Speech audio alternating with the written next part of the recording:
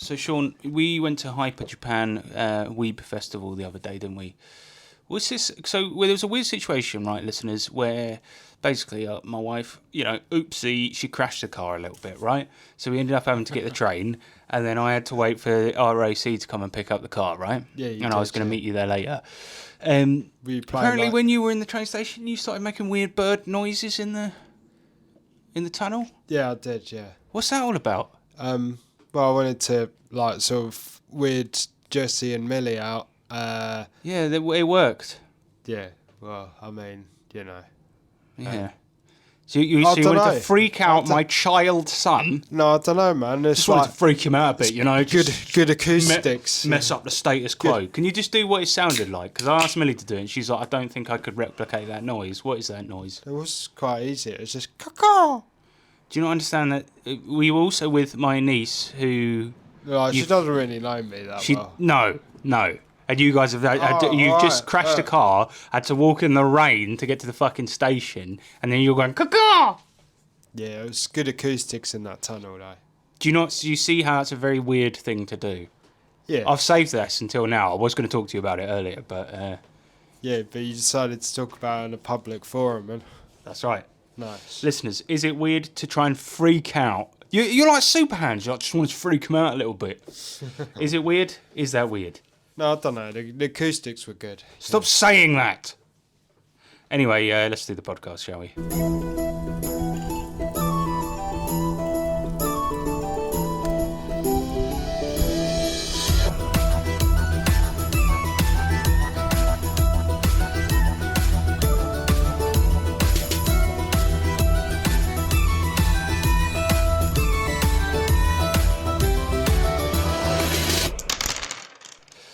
Hello and welcome to the DTRPG podcast. My name is Harrison Hunt, and with me is the screeching bird man himself. It's Sean Hunt. Go on in. Now, this is a podcast all about tabletop RPGs, and today we've got a fucking belter for you, mate. Now, I'm not even joking on it. I know I say that every episode, but we... It might be true at that current time that you said that in. But we've really... This episode we've been waiting to do for a while, haven't we? Yeah, oh yeah. There's circumstances have changed recently, so we can. So it's good. We've been waiting for a long time to do this episode. So we're going to talk about what we've been playing and what you're slaying. The main subject, which is going to be... I couldn't come up with a better name for it. The D&D game from hell. Right? And it's like an embargo was recently lifted and we can finally speak about this on the fucking podcast. We're so happy, man. Yeah, we're down the pub recently speaking about this and it's a belter. You're going to love this. And then we're going to get into your questions with the Electro Letters segment. Does that sound good? Is it nice?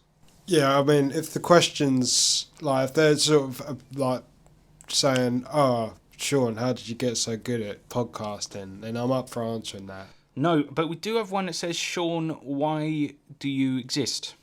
You have to ask my parents. One of them's dead, Sean. Yeah, that is a shame. So that's a shame. Yeah. Osborne's died. Oh, is he? Minutes after his last concert. My wife's just coming to tell us that Ozzy Osbourne has died. Sad news. Yeah, but hold on. Let's go straight into conspiracy corner, shall we?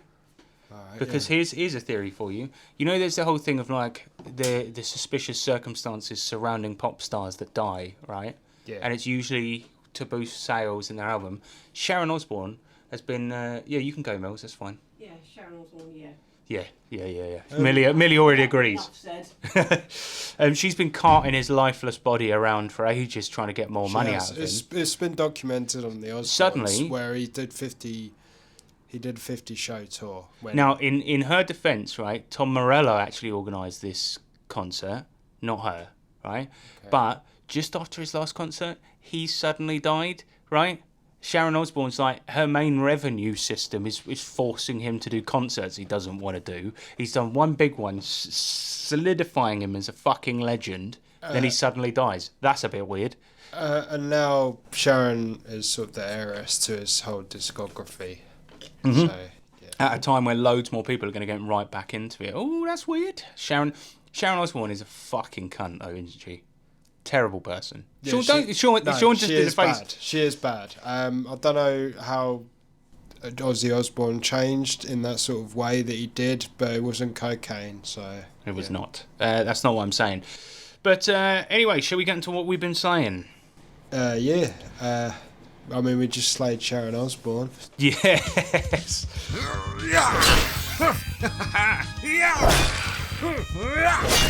And one of these. Oi, yeah. What you slaying? Right, so first of all, let's talk about the Golden Axe one-shot that we did.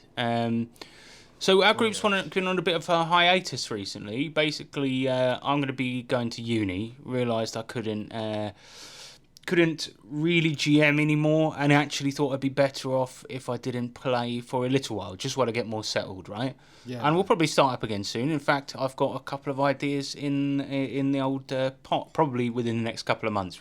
August was when we were going to start again, wasn't it? Yeah, So, it was, yeah. yeah, very good. But we've had a little break from it, and now we've... but during that, we did play a little one-shot. I ran Golden Axe, which was like based on the Sega Genesis and arcade games. And this is one I previously ran at a con. And the idea is, it's very, very simple. It's that the Death Adder, he's the baddie, right? He's from a rival clan of barbarians, and he's a bad guy. The party members are all characters from Golden Axe, and they've been out on an adventure. They've slayed this guy, and they're coming back for an adventure. Suddenly, guy walks into the pub that they're in, and he collapses on the table. He's got a map tattooed on his back that leads to Death Adder's fortune. So it's basically about that. A big fight starts up in the pub where everyone's fighting over the map. If the players win, they get the map, and usually, because it's a barbarian game, they skin it off his back. You guys did this time as well, disappointing nobody. It was pretty cool. I mean, we had, 4 players. So it was you, Sean, you played... I played the blue guy. What's the blue guy? You were Axe Battler. Axe Battler, yeah. I was him. Katie was Sarah Vane. She is the she-mage. And then we had... We had the skeleton. Cleve was playing... Yeah, he was a made-up character. Because the first time I ran the game, right, I didn't have enough characters, and the game got over-signed up. And I used the sprites from the games as images on the characters. So... I've literally run out of characters. I had 8, and I think I ended up having 9 players. Were you thinking of the first battle you fight in the duel on the original? Must have been, because what I Mega did is I just took a skeleton sprite from the game and just made up a character called Bone Dog, who's like a pacifist skeleton. He used to work for Death Adder, and now he's turned good, basically. I like that. Like your friend Cleve said, I'm sort of feeling Bone Dog. He really resonates with me. Yeah. And he did a good job of playing it. Cleve He did. You probably listen to this, but Cleve is fucking mental, isn't he? I mean, there's no two ways about it. So it's a perfect character for him, really. It really was. And his girlfriend, Sarita, she played Eve, who is from Golden Axe 3. She's a bird person priest. And so that's the team we had. It was pretty cool. I mean, I started off with them having like, what are you doing in the pub, that type of thing. And she was eating all the grain in the kitchen whilst Bone Dog was trying to vouch for her. We had Katie's character sitting on one side of the pub trying to scope people out for any good marks to nick people off. Can't remember what you were doing. But the adventure quickly got very weird. They get the map, right? And then I did a bunch of encounters where these guys, basically there's a social encounter involving getting a boat to cross a sea to get to Death Adder's thing, right? And, of course, these guys come up with some excuse, say they can cut the guy in on the treasure and get a bow. So that encounter was kind of out of the way. But then there was a fight with the Kraken, right? And that went weird. It went really weird. Cause, yeah, I mean, that was a very tough fight. Let's be honest as well. I'm glad we succeeded. My mates Cleve and Sarita, right? They're sex people. Yeah, I mean... No, but they are. They go to those weird events, and, it is weird, yeah. But it's, you do you. We needed that kind of outside the box thinking there, really. But I'm pretty sure it was Katie that thought that idea. No. She thought up the solution. Okay. But here's what happened, right, is that the guys start fighting the Kraken, and they start trying to communicate with it in a rudimentary way, because they're like, well, this guy is huge. We're a small team of people sailing a boat by ourselves. Let's try and communicate to it. Like, why is it so angry that it's out there attacking every ship that comes past it, right? Somebody did like a biology roll, wasn't it, or something like that. Something weird. Right, and they were like, I want to see why it's upset. And like, you know what, sometimes as a GM, when you're on the spot and you have to fucking think of something, right? Yeah. I hadn't really thought of that because I just didn't think it'd come up. I thought the session was designed because my game slot was originally at 8 a.m, and I just wanted a simple thing where people just swing swords and hit shit. Did you think we were gonna? Did you like the people that played your game at 8 a.m. probably hungover? Did they try and fight the thing fully? Yeah, of course they did. I mean, I just thought it's a barbarian setting, right? Most people, the way they're going to react is they're going to scream and shout, and they're going to jump into the water with both axes, you know, and like start swaying on. Yeah, they would. I mean, that's but probably the thing the is, type of guys that you played with. But did you think we'd run away then? Okay. No, I thought you'd fight it and just and get into that. And to be honest, most of you were like, "Let's fucking kill it." But I think it was Bone Dog because he was a pacifist. He did some sort of role. It wasn't biology, but it was something along those lines.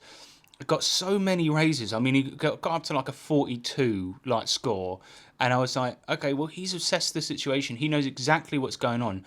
And I had to think on the spot. Suddenly, I was like, well, why is the Kraken attacking the ships? I mean, before it was never important, but why is it? And I thought, maybe its partner's died and it's in heat, right? That's what I thought. Yeah. And I just said that, right? And I was like, you get the idea that it's something missing from its life and it's in heat. And then, of course, Katie's character, who's the mage, comes up with a plan to make use one of the spells to make... I can't even remember what spell it was, but it was to make a massive Kraken-sized ethereal fleshlight and jerk the Kraken off.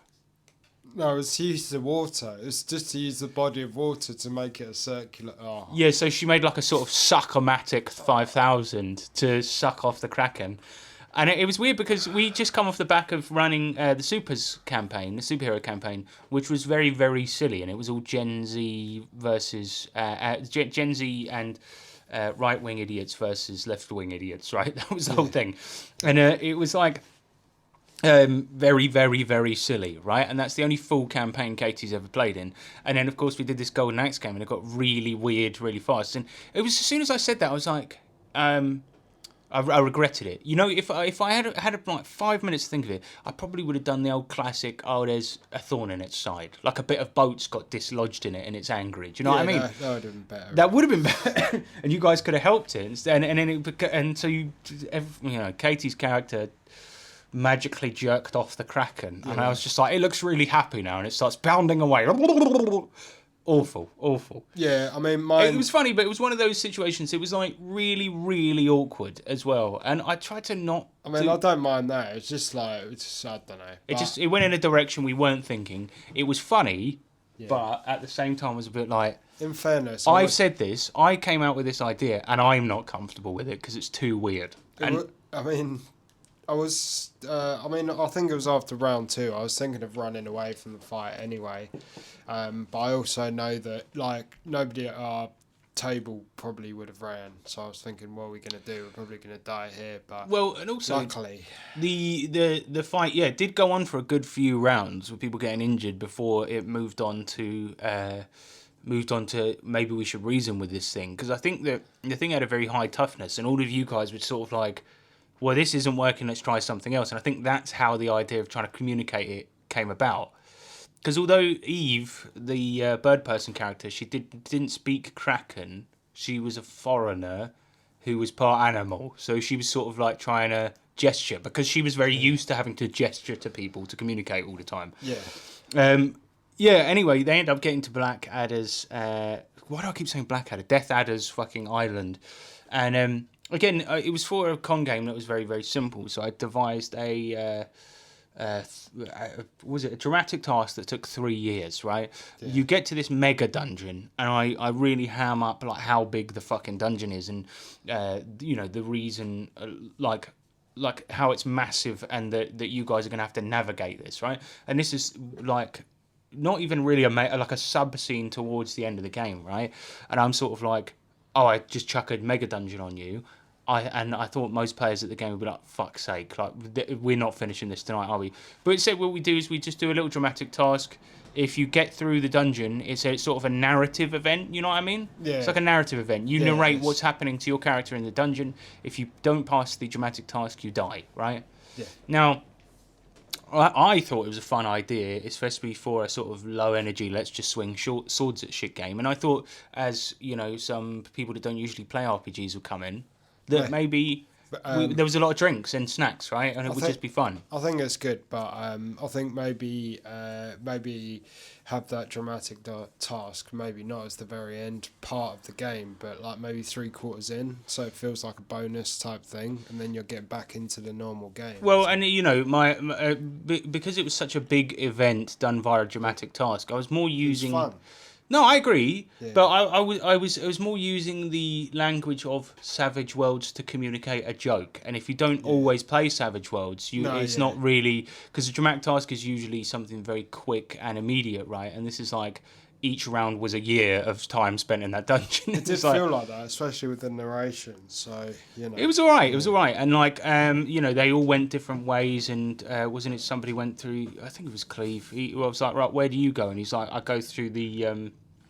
Was it like it's like the dark sex dungeon or I don't know. It got very weird. Anyway, point is that they all managed to get through. And the last time I ran it, the only person that was left was an extra, which was Gilius Thunderhead, the dwarf, who was the pet of another character. He was the only person that made it through. So, yeah, pretty good. and Then you got to Death Adder and you just absolutely murked him. yeah, And that's pretty much it. And we got to narrate how your characters, what you do after the adventure. Now you've got all of his riches. And turns out you're playing an arcade game within an arcade game, and the characters then freely walk about Tokyo for some reason, and what do you mean? that's the end of Golden Axe 1. And Oh, is it? yeah. Well, I didn't do that, but I had a carousing table, which is a thing. It's actually from a Savage Worlds setting, Beasts and Barbarians. And it's like the idea that you're barbarians, right? You don't live civilized lifestyles, right? So when you get money, you spend it. And a good example of this is in Lankmar. I think it's Fafherd, the main character who's the barbarian, right? There's a point where some guy's having a go at him because he's technically homeless and very dirty, right? Yeah. And he just responds, "I've spent more money than you have ever had." And it's like, fuck it. The barbarian games are supposed to be sort of infused, campy and infused with that level of ridiculous machiness. Yeah. So we rolled on the carousing table, and you know, one thing is when you get back to the city, you always lose half your money. But how do you do it? And we rolled, and I can't even remember what fucking happened. But I know that Eve went off and started her own church and things like this. But yeah, it was a good game, and It was, yeah. I think that it's one of those that you just got to know your audience. And sometimes if you're inviting people around for drinks and things like this, they don't want a fucking deep plot. And sometimes all you want to do is sit down, play a character, and swing swords at things. And it was that type of game. You know what I mean? Uncomplicated, linear, but You had a story that made everything make sense. That was good enough, I think. yeah, it's just a fun little one shot. It was not meant to be anything highbrow at all. But sometimes that's what people need. And like indeed, when I played Beasts and Barbarians with Eric at Con once, and we'd been drinking all day, it was like the exact thing I needed. Do you know what I mean? Yeah. And that 13th Age game we once played, where it was just we go from scene to scene killing shit. We have a couple of narrative events, you know, and Yeah. that was at the end of the day. We were drunk. That's what we needed. Well, it was at the end of like a couple of days. Yeah, exactly. Of constant and then drinking. we just sat down. Yeah, with constant drinking. And also, like, never, like, I don't think I, like, touched or saw a fruit or vegetable in that time. I drank Monster. And, like, that was if I wild. was drinking anything but alcohol, it was Monster. But yeah, it was good fun. It was good fun. And I tell you what, look, this is really not going to be entertaining to anyone. But I think one of the things I'll take away from it is look, oh God, I don't even know how to say this without offending people. Look, the point is, there has been a reason, and I'm not mad about it, all right, if you're listening. There's been a reason that our group has been not very keen to... We'll talk about this later, but not very keen to get outsiders in, right? And there's loads of my non-sort of RPG friends that have wanted to play with us for years. And Cleve and Sarita, whenever they can come down, are always so much fun to play with, right? Yeah. And I think one of the things that I learned recently is extend the olive branch to your non-RPG mates and just tell them. Then they'll be part of the hobby. Yeah. They'll enjoy it, and they'll probably come every time you have a one-shot going, or if you want to do a shorter campaign. It was the same with Katie. Like, I've played games with her once or twice. She's not really massively into tabletop gaming, but it was like we got her recently to join a campaign, and I was just like, well, it's a shorter one. You're gonna love it. Let's get on with it. And she liked it. And then we played this one shot with people that don't regularly play, and it was a great fucking laugh. Especially because they kind of think outside the box. I don't think that any of our friends would have come up with a vortex-based flashlight for a kraken, but there we go. I certainly wouldn't have. But, No.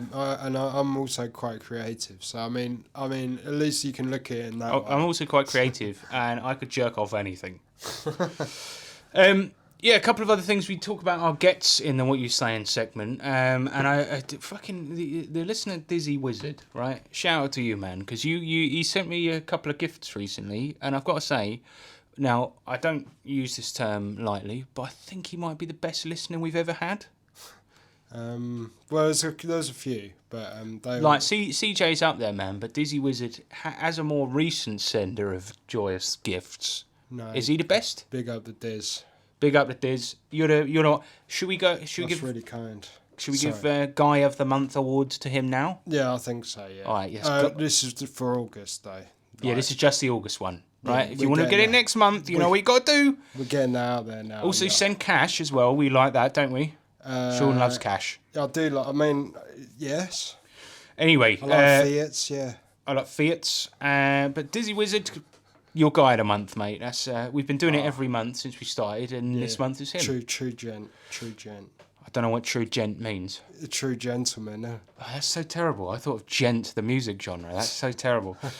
Right, so he sent, one of the things he sent was Lancer. Now, this is really weird and fortuitous because, as you know, Sean, we've been talking about perhaps the next game I want to run very, very soon is going to be a mech-based one. Yeah. And he sent fucking Lancer, like, That's- out of nowhere. I was like... That's the best one as well. He can read me like a book. And he's the best one. Look at that thickness. Look at the thickness. Sean, have a look at that book, mate. I mean, hardback. and the artwork is stunning. It's anime inspired. Listen to that. Look at that hardback. But it's anime inspired, but it's got its own unique feel to it, and I absolutely love the It's artwork. got like its own unique artwork, but you can sort of tell it's anime. That it's And then you inspired got- by the right things. And also like the really look, I'm just like reading a bit now, and like it makes me want to get into it because you got classes here. And they're very easy to read. So those are the classes of the mechs, I think. Yeah, they are. Yeah. But you carry on having a look. Just +2. Sorry, no, carry on. nice, whole +2. So Lancer, basically, what it is it's a game with a similar amount of crunch to say Cyberpunk 2020 or Cyberpunk Red, right? Yeah. To where it's not too much, but it's a satisfyingly crunchy game. And what it is, the setting basically, Sean, is like it's imagine 10,000 years in the future, right? That society has collapsed and then built back up, then collapsed again, then built back up, over and over and over and over, right? Yeah. And then when we start this game, we're at the point where society has built itself up again to an extent. Yeah, I'm looking at like a picture now where there's like a mech. There's like a big mech protecting like a simple farm type place. Yeah, exactly. So we're at the point now where it's starting to build back up, perhaps not to like a technological wonderland, but in some ways it is like Fallout sort of, but with mechs. kind of, but it's actually post scarcity. So it's like now they have okay. systems Now to they- keep people fed, warm, this, that, and the other, right? But it's following a lot of disasters and collapses of society. But now it's a good bit. Anyway, there's this like a group called Union, right, who have taken control of everyone via some not so good means. Like basically, it's a utopia, but that means some people are getting fucked, right? And one of the methods they use to control people is giant mechs, right? This and God AIs. I can tell that Sean is not listening. He's looking through this book. He's loving it, but that's probably a good sign. Oh, what's that? Sorry. No, what'd you say? No, what did I say? I heard AI. No, what did I say?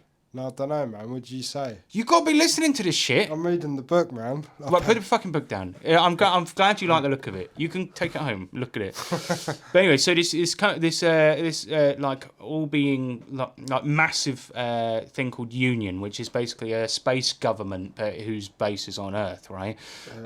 They control people using God level AIs and giant mechs, right?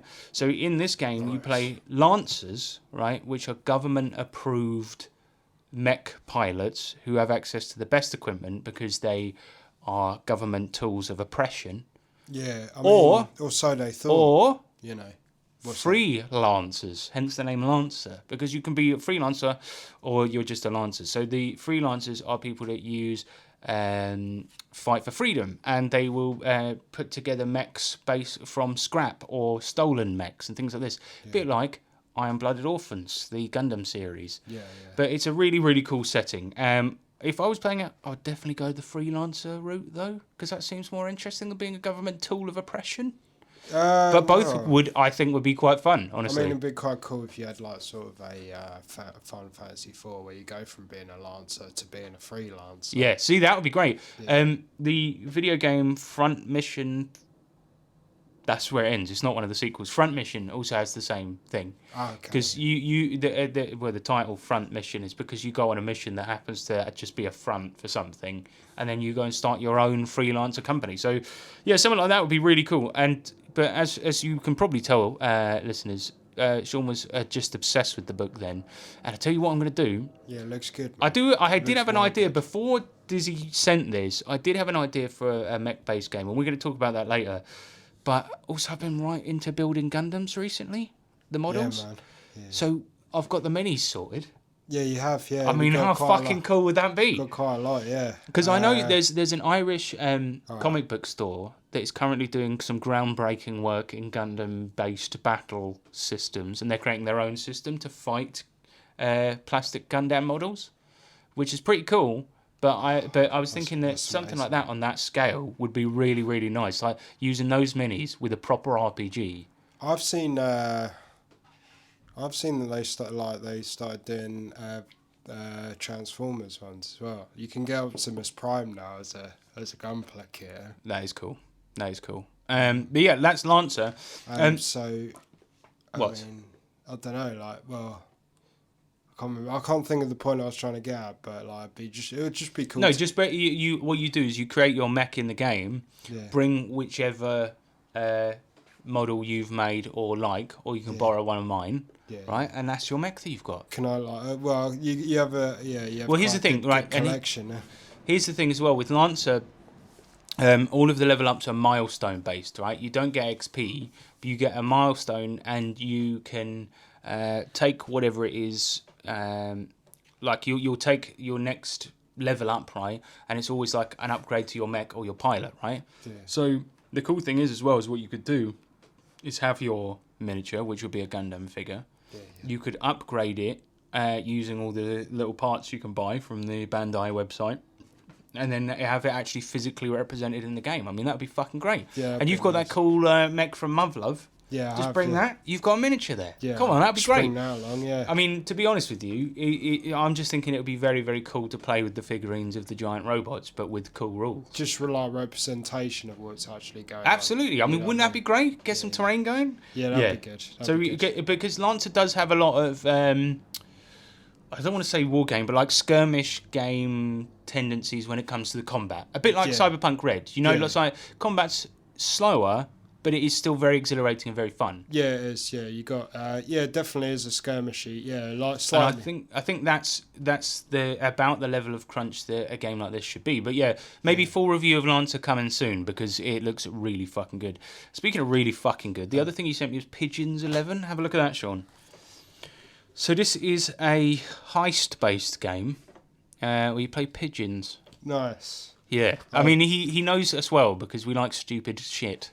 I'll do like pigeon based. So basically, Sean, this is inspired by Ocean's 11, the one heist movie everyone knows, right? It's the worst one though, but. It is the worst one, sorry, but this is a good game. So the pigeons. Wait a minute, original or remake? There's in the original French film, Yeah, it is. Yeah. right? But it's probably whack as well. Yeah. I mean, I don't know. I don't know. Anyway, look, point is, let's stop going on about things we don't know about. Pigeons 11, right? So you got to do heists, right? But what you're stealing is things like a loaf of bread, unattended food, Okay, yeah, because I can see like pigeons on a roof trying to scope out some stuff. Yeah. So what you do is you have the planning phase and the execution phase, right? So you sit around, all of you birds, planning everything out, scoping the place out, this, that, and the other. And then you get into the execution where everything can go wrong, and you've got to, and Sean, you're looking at right now, you've got each pigeon has different roles. So you've got the muscle. Go on. You got like the muscle, high roller. I mean, I imagine that this was inspired by Good Feathers from Animaniacs. Probably. The muscle, the high roller. What other classes are in here? Let's have a look. The Grease Man. The Grease Man. Nice. Yeah, so it's one of those simple. It's a game designed for one shots. A bit like that one where you all play Sean Bean or whatever. Like it's one of those. It's designed for one shots and it looks like a lot of fun. I think it would be really funny to get involved and do an actual play of this and just have us not actually talking in English. It's got some characters in the back here as well. Go on. Sure. Go on. I'm trying to say it out loud. Say it out loud. What are you showing me there? I can't do the name. Oh, no. Look at the next one on the next page. Okay. Sorry, listeners. I know this isn't good listening. All right. These are... Sean, these are... Okay. Oh, it's cool. It's cool they got characters on the back, man. Come on. It's not that bad. Right. Sean is pointing to... Okay, we've got Jimmy Talon. Oh, God.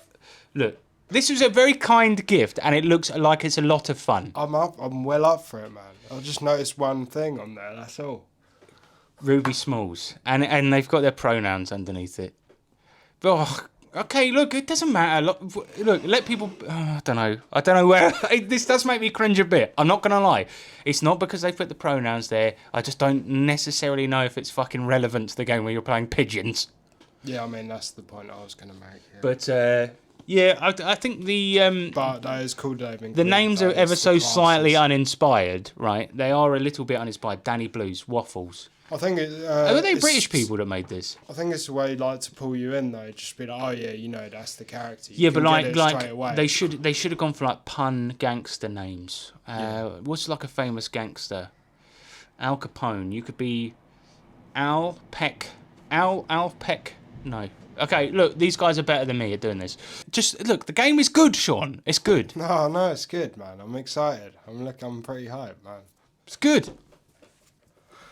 It is good. No, it is good. It's well good. It's nice of him to send it in. If you slap it down, it's a good one shot. I reckon. Look, if you tell people what it is, right, it doesn't matter if the book is a bit cringe, because let's be honest, the rest of it absolutely is not. Yeah. But if you slap down and you say, we're playing pigeons doing a robbery, is there anybody you know that wouldn't enjoy that? No, exactly.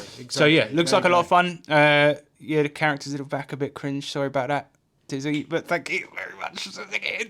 No, I really appreciate it. I don't want to come across as being ungrateful. Lancer is really good. You can cut that bit out if you want. Yeah, I'll probably have to do that. Right, let's go on to the main subject, shall we? Yeah. Main. Subject. Magic. Main. Subject. Tokyo. Main. Subject. All right. We've all been involved in bad campaigns, yes. And some of your stories have been read out on this very podcast about such a thing. One that springs to mind is the GM who made a dungeon with nothing in it, or the story of a weird player who kept texting the GM between games asking what his character was up to right at that moment. Yeah, to the point of where the GM felt like he was being harassed and he was though. But we played in what we believe to be the worst possible campaign. Like imagine a game that is worse than nothing, but just as content-rich as nothing. Imagine a waste of time campaign that is so bad that asking people to play in it borders on being offensive, and occasionally is simply just offensive. We played in such a campaign where the DM did just about everything you aren't supposed to do, and also made some groundbreaking new mistakes that were not only thoroughly stupid, but actively hostile. That's right. Today we're talking about the D&D campaign from hell, and thankfully... It's quite frankly insulting. It was insulting. We recently parted ways with this particular GM, and we're no longer buds, so... we weren't to begin with, and we'll get into that anyway. But we can now actually talk about it. Yes. Because he's left the group. Statute of Woo! limitations. So we're back. Yeah. And look, I don't want this to just come across as us haranguing somebody. But if we can learn by our mistakes, this campaign might be the single best learning experience ever in humanity. Also, if you did do a campaign like this, surely you'd learn from those mistakes. But... And he, on the other hand. And look, this isn't just us about us lambasting him, but this campaign was so hilariously fucking shit, so badly managed, that we've wanted to speak about it for ages, because we think it, given a lot of time, it's come across as it's now funny. At the time, it was just angering.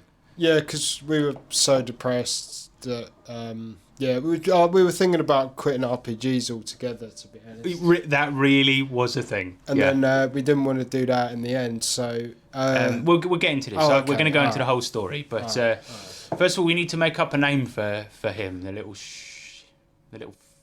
Let's call him Mark. Bill. All right, Bill. No. Can we change that? No, it's Bill. Right, so, this Bill character, right, he's been a guy that has always sort of peripherally annoyed us. And we're going to just talk about how he became part of the group and how he started to run the game.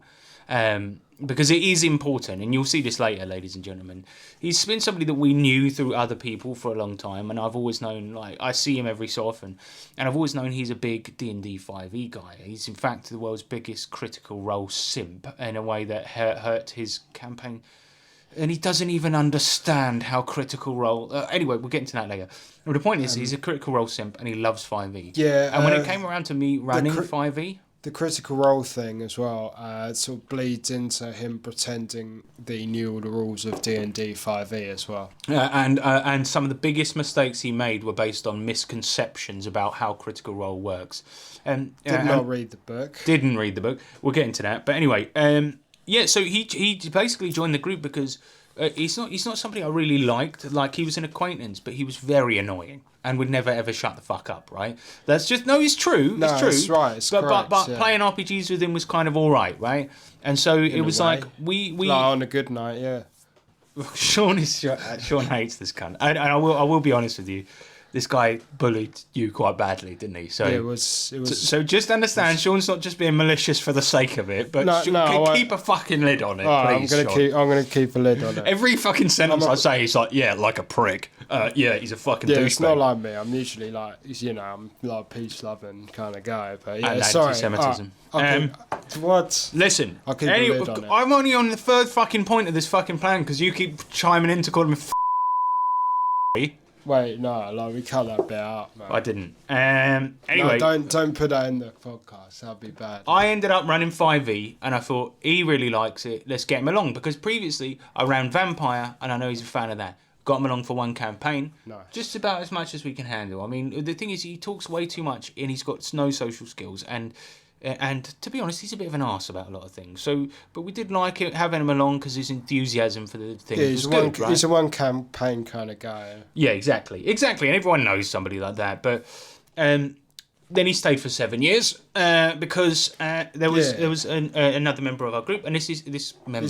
He's like Jack Black from High Fidelity, except he's not Jack Black, which is unfortunate. Exactly, but he ended up staying basically, and this is not a fault of this person, but another person in our group very much disliked change, didn't want him to leave, this and the other.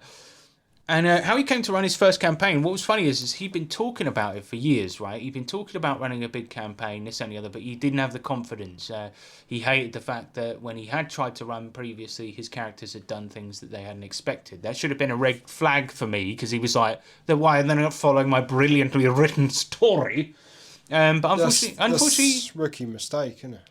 That's mistake number one. Yeah. Everyone's done it at some point, though, and I understand that. Yeah. But he had made that mistake and hadn't learned from it. But anyway, I was like, listen, mate, once every 3 characters, you come up with an absolute belter of a character, and I think run your own. I didn't say that to him. I'm not that much of a cunt.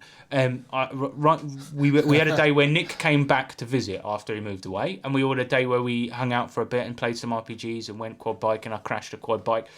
And he ran the Lost Mines of Phandelver for us, which is the starter adventure in the D&D Dungeon Master's Guide. Yeah, it was. Yeah. And it was good, right? That Yeah, it was the was. surprising thing. It was. But here's what he did. I'm not sure if it was the alcohol talking though, but I did have like a huge amount of fun. I think, to be fair, It was good, man. It was like he kept to the adventure. He read it. He'd obviously read it thoroughly, and we just got on with it. And that's a simple adventure in a lot of respects. We got to Clog and we killed it, and then we ran out of time, and we all had a good time, right? His narration, although it was straight from the book, was very good. His improvising was very good, right? It's always, but yeah. Yeah, it's always, yeah. But it was just a fun thing, right? And he ran this one, didn't he? I mean, Bill ran this one, didn't he? Yes, he did. Yes. Bill ran it, and it was really good. And we just said to him, like we didn't really have much faith in him before, but that we were sort of like, if he just did that every week for 10 episodes, that's a campaign. That'd be fun, right? Yeah.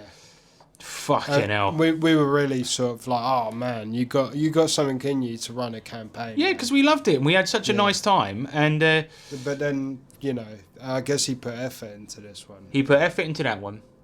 Then what happened? The geezer fucking it went downhill, man. I mean, we said to him, right, next campaign is yours, right? He had 10 fucking weeks to fucking prepare for this fucking thing, to read one book, right? Well, he'd been talking about it for a year, and said he was doing stuff, but and all that time he was playing the adventure he was running, Storm King's Thunder, right? Yeah. Now, one of the things I need to like you say that.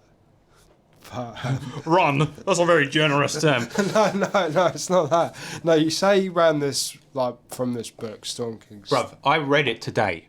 Like, he did not run. That's what I'm saying. Like, he didn't run any of that. Like, maybe one tiny portion of it. Now, just before we get on to the actual campaign, which, to be honest with you listeners, is going to be the most, I don't want to say exciting, but it will be the part, right? Is that I need to just tell you something about his Critical Role obsession, right? One of the things he's always going on about is creating a living, breathing world. Now, we saw none of that. Not in a single iota of effort into creating. He couldn't even make a living, breathing room, right? No, my point is that, but he believes that's what Matt Mercer does. Now, if you're listening, mate, and I know you might be, and let's be honest, this has got a very bitter tone, this podcast, but you do deserve it a little bit. The point is that, do you know how Matt Mercer manages to come up with a well-formed character when the characters enter the pub seemingly at random? Oh, they just decided to go to the pub and look at this character, it's so delightful. It's because they're told to go there by the show's producers, you fucking idiot. Yes, you are the only person who doesn't know that. Anyway, next. Sorry, I've turned into you. I've got really angry now. Anyway, his Critical Role obsession. One of the things that Critical Role does, right, is that they will sit around and their characters will talk and hang out and talk about their backstories, right? In practice, that is one of the things that makes Critical Role a good background podcasty thing to listen to. I'll give them that, right? But it's not how table games work. No, it's not. Now, those are the two things you really have to keep in mind before we move on and talk about the game. So, I'm glad that maybe it's drummed up some interest, but a lot of people will be sadly mistaken if they think that's the experience of it. Because, I tell you what, the other players at the Critical Role table, they don't care about their colleagues' backstories, and nobody will care about yours when you're in the game. What they care about is what you're doing within the story, right? And if that story's not in front of you right at that moment, it doesn't matter. Now, your backstory could be part of what's happening in the game right at that moment, when, say, for a character from your past comes into the game, or something about your past makes you scared of the thing you're about to do, right? But you gotta weave it in. You weave it in. You don't sit down and fucking talk about it like Critical Role does. Some people enjoy that because it makes it more of a podcasty format, and I get that. All right, I understand it. But this is the thing. So it's this a good GM podcast, but bad gaming. Yeah, that's exactly right. Bill. So those are the two things you have to understand. He believes that's what a D&D game is or should look like, and he believes that Matt Mercer has created an entire world with every single character being remembered. Also, does he not know that it's created based on their acting backgrounds and not? I mean, but they do play D&D IRL, I think. I don't know. I have no idea. No, I mean, because he seems to think that's D&D, but they made it more for their acting, really, didn't they? I guess it's more about hanging out with their characters, either be it in stream or listening to it. You know what I mean? Yeah, exactly. This guy, and let's be honest, Bill is really, he thinks he's very intelligent, but he's not, right? And that's why he's sadly the last person in the world to know this about Critical Role. But that's what he believes, right? Anyway, we'll get into some of the stuff later. You'll understand why we're so sort of why we don't like this fella later on, right? But this campaign was so bad, it is a reason to not like him, and trust me, we'll back it up. But that Critical Role stuff, you need to know that going in. So the first episode, Giants Attack Nightstone, right? This is the only bit of the book he followed, and I'm not saying you should follow the book. But It was great. It was good. It was good. The first episode was good. That was where we fought the giants in the town, wasn't it? No, that was later, mate. That's where it gets. And so basically, our characters, and I don't know if we really need to. We'll talk about them when it's relevant, right? Is this when he tried to stretch out a conversation for about an hour? No, it wasn't that one. Basically, what happens is in this episode was where there was a giant crystal that was lodged in a pub, and all the villagers had gone missing. Right?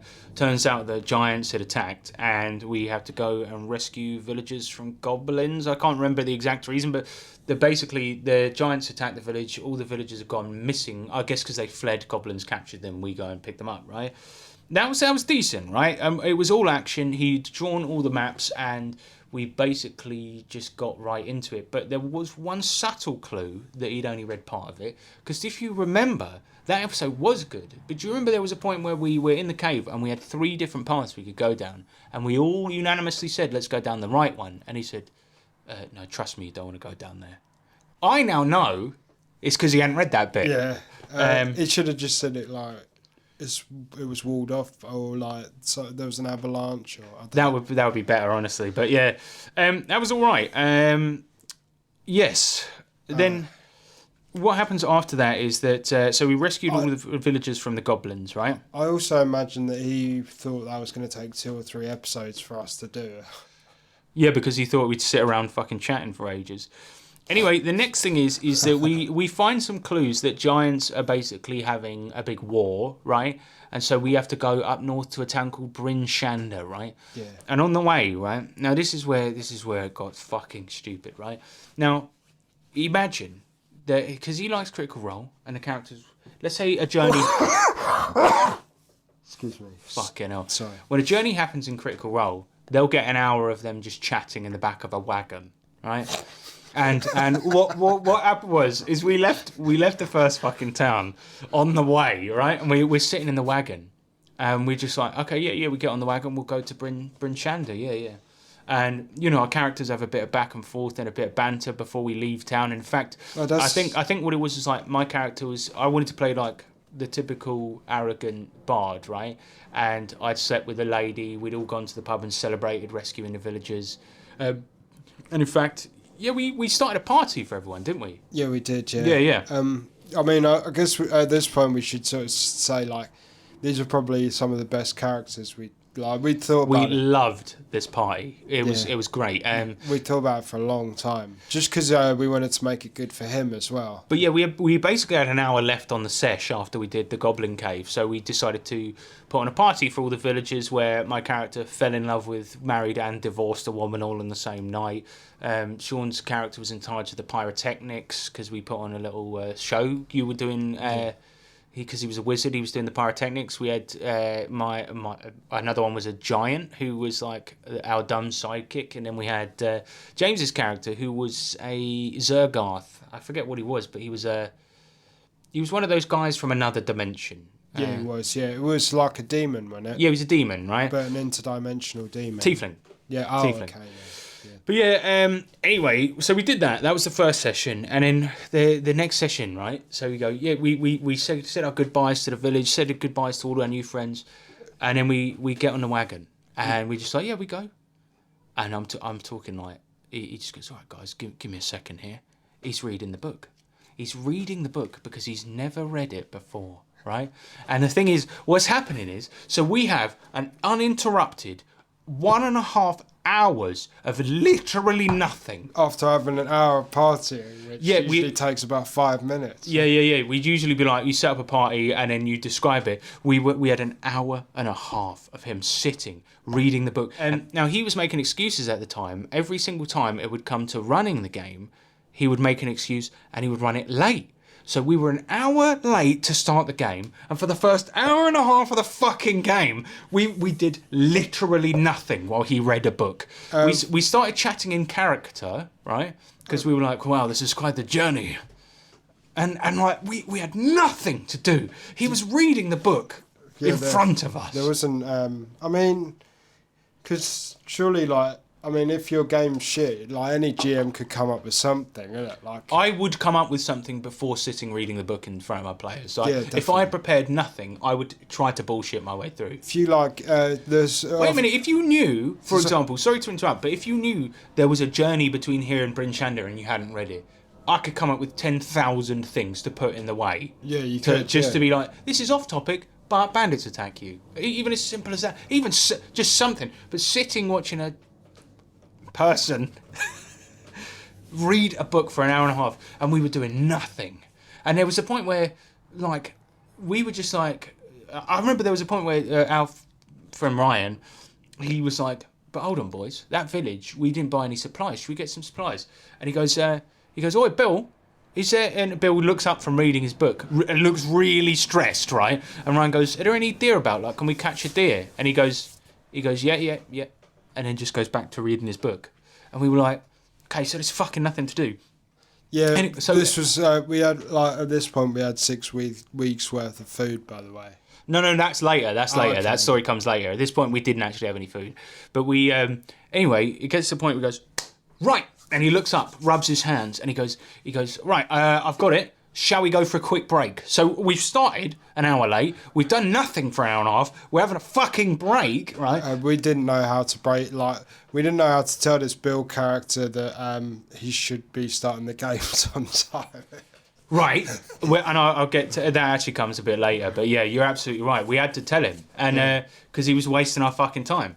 Now, little did we know it was a blessing in disguise. So here's the thing. What happens is, right, is we get back from the break and we're like all stressed out and shit like this. He looks fucking stressed, like he's sweating, right? He's not. We're not mentioning mentioning him by name, so I'm allowed to say this. He's on his second big fat old bat of a joint for the night, right? Was he? Yeah. I wouldn't, like... Right, because he was saying that he was so stressed. He was stressed by not doing the prep, so he's smoking Bear Green. We then... should have gave me some. That would have passed the time. It would have helped me fucking relax, man. But fucking... so we get back in, and he goes, yeah, so a giant cloud comes down, and there's a giant on it that's going to give you a lift to Bryn Shander, right? Do you know, I was reading the book today. That's supposed to happen straight away when you leave the village. But he had us travel on a wagon for an hour and a half doing... Well, he said nothing and read a book. Time. I didn't even know that. Not necessarily to waste our time, but because he didn't know what happened between there and that town, right? So then he read the book and went, fucking hell, this cloud dude's supposed to pick him up and tell him the entire backstory for the adventure. So you read a couple of paragraphs in the book, that's it. Yeah, but here's the thing as well. The cloud giant is supposed to... When he picks you up, he lets you know... Right, here's why all the giants are fighting. Put it this way, Sean.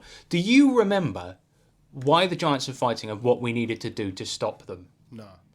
That's because it was never told to us. The cloud giant is supposed to... He only read that the cloud giant picks you up and takes you to Bryn Shander, right? What was the... Because I remember, like, that being a lot of waffle as well. Like, that was supposed to be... No, because that was another bit where all we did was sit talking to a giant for an hour. Yeah, and it's oh. Yeah, he was supposed to tell us the plot to the campaign that we never learn. So what it is basically there's 7 different MacGuffins you have to go around the world and find to stop the giants from fighting because somebody's scattered them or broken them or some shit, right? He's supposed to tell you that, and that's why all these fights are happening between giants all over the place, and obviously everyone else is getting caught in the melee, right? Right, it's a bit typical, but I wouldn't have minded that. I'd be up for that. But it's good, right? It's fine. Yeah. But that cloud giant cooked us a meal, dropped us off, and we said, "Can we call you up again?" And he went, "No." Yeah, because we thought, well, if this guy can give us a lift, right? can't he do it again? He just went, no. Yeah. Because the GM, he was worried about that ruining the game, I guess. Yeah, he was. Yeah. He wouldn't be able to stall for time if that was the case. So anyway, we get to Bryn Shander, right? Guess what fucking happens, ladies and gentlemen? You fucking guessed it. He ain't read the fucking book. So we have to go for another hour and a half of him sitting down reading the fucking book. But this time, right, he's wised up. He's seen. He's gone like, oh well, look, they're clearly bored out of their fucking minds. Was he for like? Because I know he doesn't. Like, I know that we like some. Like, I mean, I know that we're like some socially inept people in certain ways. I mean, we're good, like not bad. But I'm rambling. But do you think he was fully aware that like we were bored? I think like at the end he was, but do you think in the game he knew we were? I think he's an idiot, but I believe that he knew. He must have known how shit it was because he was stressed out of his mind trying to read the book at the same time as running it. Right? Fuck that. And you know what was funny is we get to Bryn Shander, right? When we were in the previous village, there was this guy that said. Go to Bryn Shander, can you find my sister because she's in trouble, right? Which is like, yeah, whatever, because there's fuck all else to do around here. And then so we go over there. The reality is he says, I'll go and find my sister, right? And then a cloud giant pops up and says, there's wars all over the place. I'm going to warn you now, there's one going on over there. Here's how we can stop it. Let's go to Bryn Shander, let's save the geezer's sister. And then if you remember, I got there and I was immediately looking for the guy's sister. And I said to the GM, I went, right, can I... look, I'm really sorry, mate. I can't remember because it's been this. And bear in mind, listeners, this is about 5 sessions in, right? And all we've done so far was sit on a wagon, right, and fly, right. But right, so this is 5 sessions in, and I go, sorry, mate. I can't remember the girl's name. Can I just roll knowledge? Because we find the guy, right? I go, can I roll knowledge? And he goes, no, you can't remember it. Your character can't. And I was like, okay, let's go on a wild guess. Your sister Gwymlyn, she's unwell and it was I was reporting on behalf of the sister, wasn't it? Yeah, I said, your sister Gwymlyn, she's in a bad way, she's not well. And he's like, and instead of just going, well, my sister's not called Gwymlyn, or something like that, like, do you mean, because it was very similar, wasn't it? It was like, it was, I think I said, Gretel, it was like her name was Gretel and I said Gremmel or something like that, right? Yeah. And he instead of going, I think you mean my sister Gretel. He went, well, I don't have a sister. Get out of my shop. Like, that was it, wasn't it? Yeah. Just immediately hostile because he was trying to punish me for having not remembered the name from this game 5 sessions ago, and where we've done nothing for 5 sessions. Yeah, but that was sort of a technique of his. If he hadn't, I mean, even the shop was not like accounted for. He hadn't read the shop and the basic book. Do you know when he wanted us to get out of the shop as quickly as possible so that we wouldn't interact with anything in there, unless it was just about this geezer's sister, because there was a paragraph written right there. There's no way it's happening. It's lucky he got to that paragraph. I would have been stressed too, man. Really. Yeah, and you know what was funny as well is, and this is a beside point I wasn't going to bring up, but later on as well, there was a point where we were on a fucking wagon again for another 4 fucking episodes doing nothing while he read a book. Well, we went up a hillock. This became a meme within the group because we just started saying, like before the game started, I was like to Sean, this game is the worst. I'm thinking of quitting RPGs, this and the other, and we kept on saying to each other, like in a private group that didn't have him in it, we were like, there might be an interesting hillock this time, and like that's what we're saying. And we were but one time, another instance of that thing with the shop and the guy's sister happened, whereby we were driving past a city obviously that the GM knew nothing about and couldn't even be bothered to fucking fudge, bullshit something. What did you do? You had the audacity to crack a joke, did you? Exactly. I went up, right, and I said, I used Bardic lore or whatever fucking knowledge skill it was. I said, I'm a bard, I travel all over the place. Do I know them? Roll a 6-sided dice. If it's a 1, you know him. Get a 1. And I go, hey, Barry, old bastard. Like that. I'm adding a bit of detail into the world, right? Yeah. I know this guy well enough to where I have banter with him, right? And I go, hey, Barry, you old bastard. Yeah, it was good. And pat him on the back and shake his hand and be like, how's the business? How's the guard business? And he immediately saw an opportunity and went, well, they can't go in the city because then they'll see I haven't prepared. And he went, you never called me a bastard, get out! and just went mental. Banished the We whole got banished party. from the city forever for saying, "Hey Barry, you old bastard." Jeez. Incredible stuff. Anyway, Bryn Shander, we get attacked by giants, right? But the first thing that happens, we report the sister. We still don't know what we're doing there. We still don't. I will also point out that, like, I sort of, I very rarely drink. This was one of the things. But to like sort of entertain ourselves, and also like chase away the blues of playing this game. We sort of started like bringing like 6-pack. Well, I think like some of us were on 12 packs. Like, Listen, when we talk about, because bear in mind where we're at now. Think about how little has happened in this fucking game. This was we must be about four to five episodes in, right? We were locked in. We were at the table for hours. I mean, right, even though you tried to start late and finish we early. started getting fucking battered just to survive. And we'll get into some of the anecdotes a bit later. But for a good example was when there was a point where James decided to play his tiefling character very weird because they come from another dimension. And I thought one of James's best characters ever. You listeners, you know how good a role player he is and how good of a tiefling he could make. And that was an all-timer character that I believe was wasted on this shit. And there was a point where James's character, we were just talking, as we always were in that game, going along in a fucking wagon. And we said to James, with James's character, I was like, listen, it's getting dark outside. We were trying to feed situations to the GM for him to give us something to fucking do. And I was like, it's getting dark outside. We might get attacked by grubs or werewolves any minute. Like going, come on, mate. Chuck a werewolf in there. And fucking James was like, right, I should go and guard. And we were drinking so much just to get over the dullness of the game. James had about 8 pints at this point, and he was standing on his kitchen worktop going, I'm taking a look out, and looking out like just standing on his worktop, and he's like, I see nothing at the moment. And he's like saying to Bill, do I see anything? And then he's like, just looks up from his book that he's fucking reading for a second and goes, no. Doesn't even get him to roll for it. No. James is fucking standing on the counter pissed out of his arse. Ryan's on his phone checking the fucking football scores. It was fucking insane. So Bryn Shander, right? We get there. This fucking guy. Anyway, we get there. We report the sister, right? Then it turns out giants are attacking the city. Yeah. Okay. Finally, we think we're about to fucking do something, right? Now, it had been. I think it was probably about 8 episodes since we'd fought. Us reporting that, right, and then going to the pub. That was another 3 sessions, right? That was it. We far-arsed about, didn't we? We put on another show there, despite the fact we had no allegiance to this city. It was just something to fucking do. We put on another show there, went shopping. That was another 3 fucking episodes of nothing, right? So as Sean is saying, well, maybe 4. So, yeah, we're about 8 episodes in, and finally, he's like, giants are attacking the city. That's supposed to happen the second that you get there, I think, right? Yeah.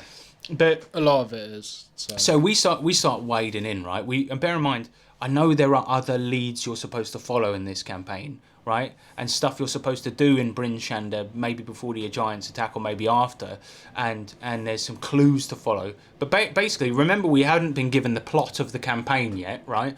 We only knew that Giants attacked one village. Secondly, none of these leads or none of these side quests or things that we can go our separate ways and do in the city, none of them had happened, right? So we'd spent 3 days, 4 sessions in the town doing fuck all when suddenly giants attack. And we're like, yes, oh my God, session ends. Get to the next one, right? And of course he does his usual thing of being an hour and a half fucking late. And we sit down and he starts reading a book, right? He goes, right, giants are attacking, let's go. And we're all excited, right? He goes, giants are attacking, let's go. We start to going, right, what are we doing? The guard tells us... sorry to interrupt, but just another thing about him being late is he'd be an hour and a half late, but he wouldn't say anything. And then we try and communicate, we'd have to go to him, and then he still wouldn't say anything. Mate, and then which is quite rude, to be honest.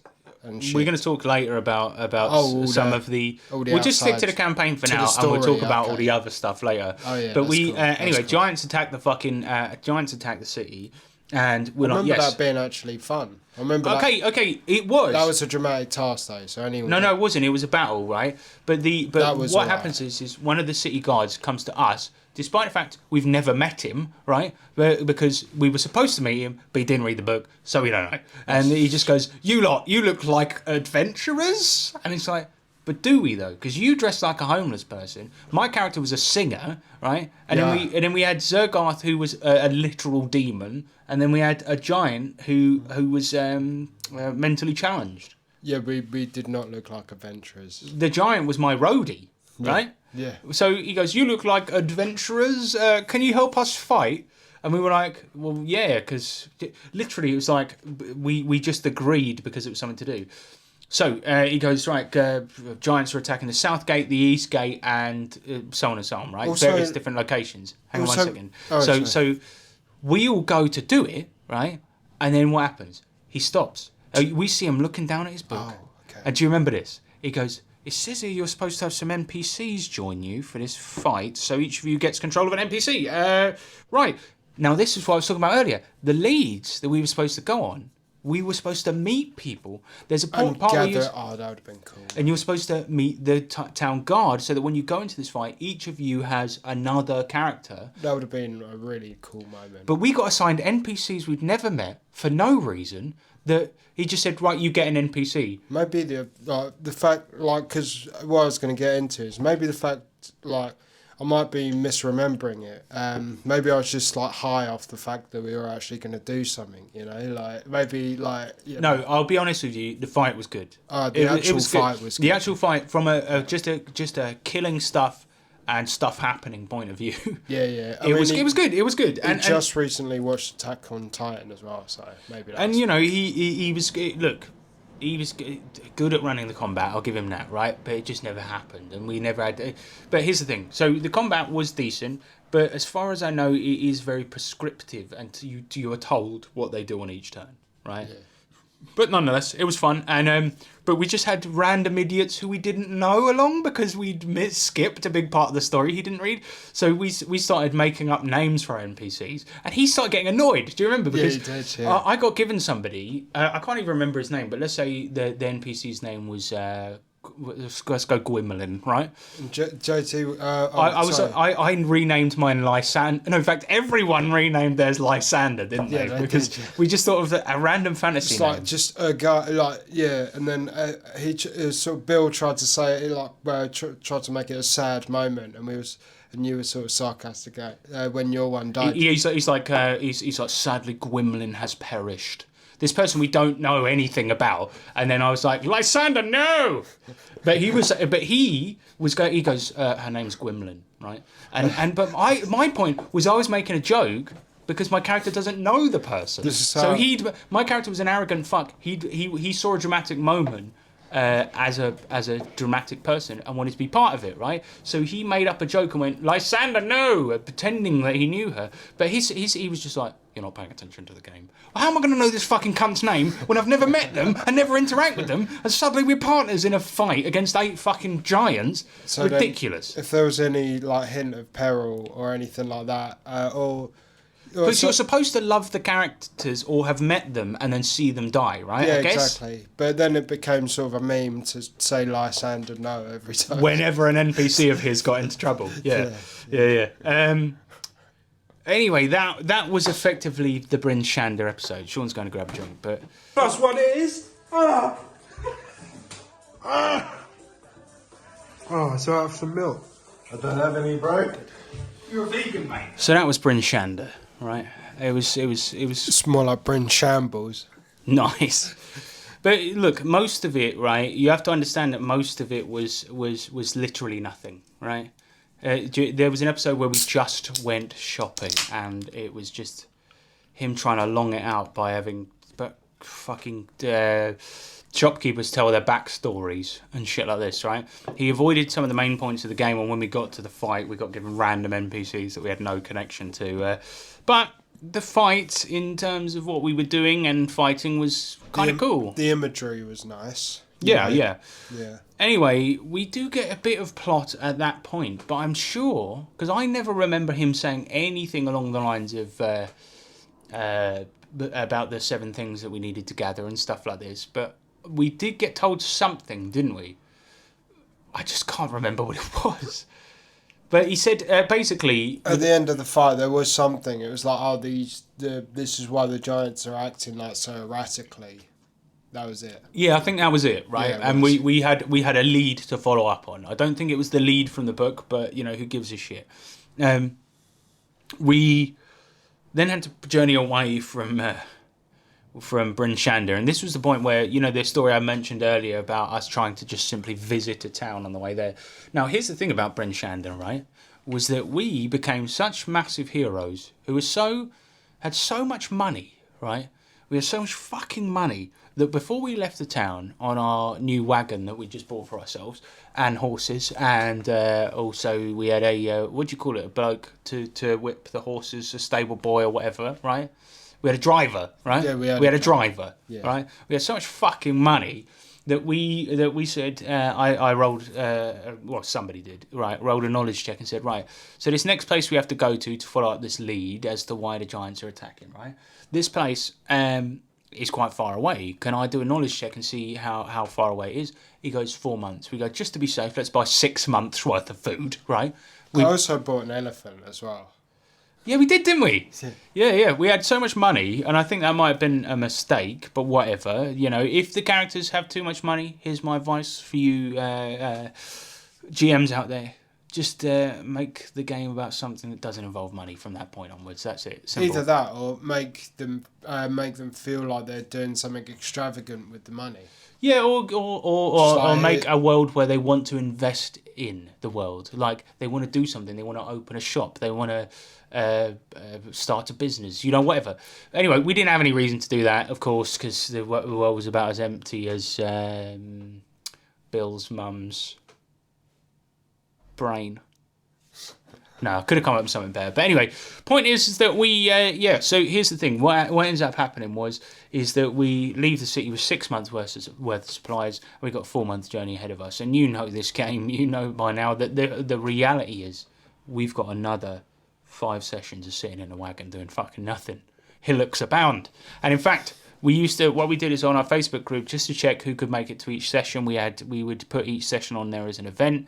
And I was the one in charge of it, and we started doing coded references to how shit the game was as the episode title. So it would usually be like, I don't know, let's say for example in your Deadlands game, when we were going to confront Murray, right? Yeah. We might call the episode Confronting Murray, right? He was this big bad guy in Sean's game. Really, really well done. Incredible world. Really weird and strange, but very populated, very alive world.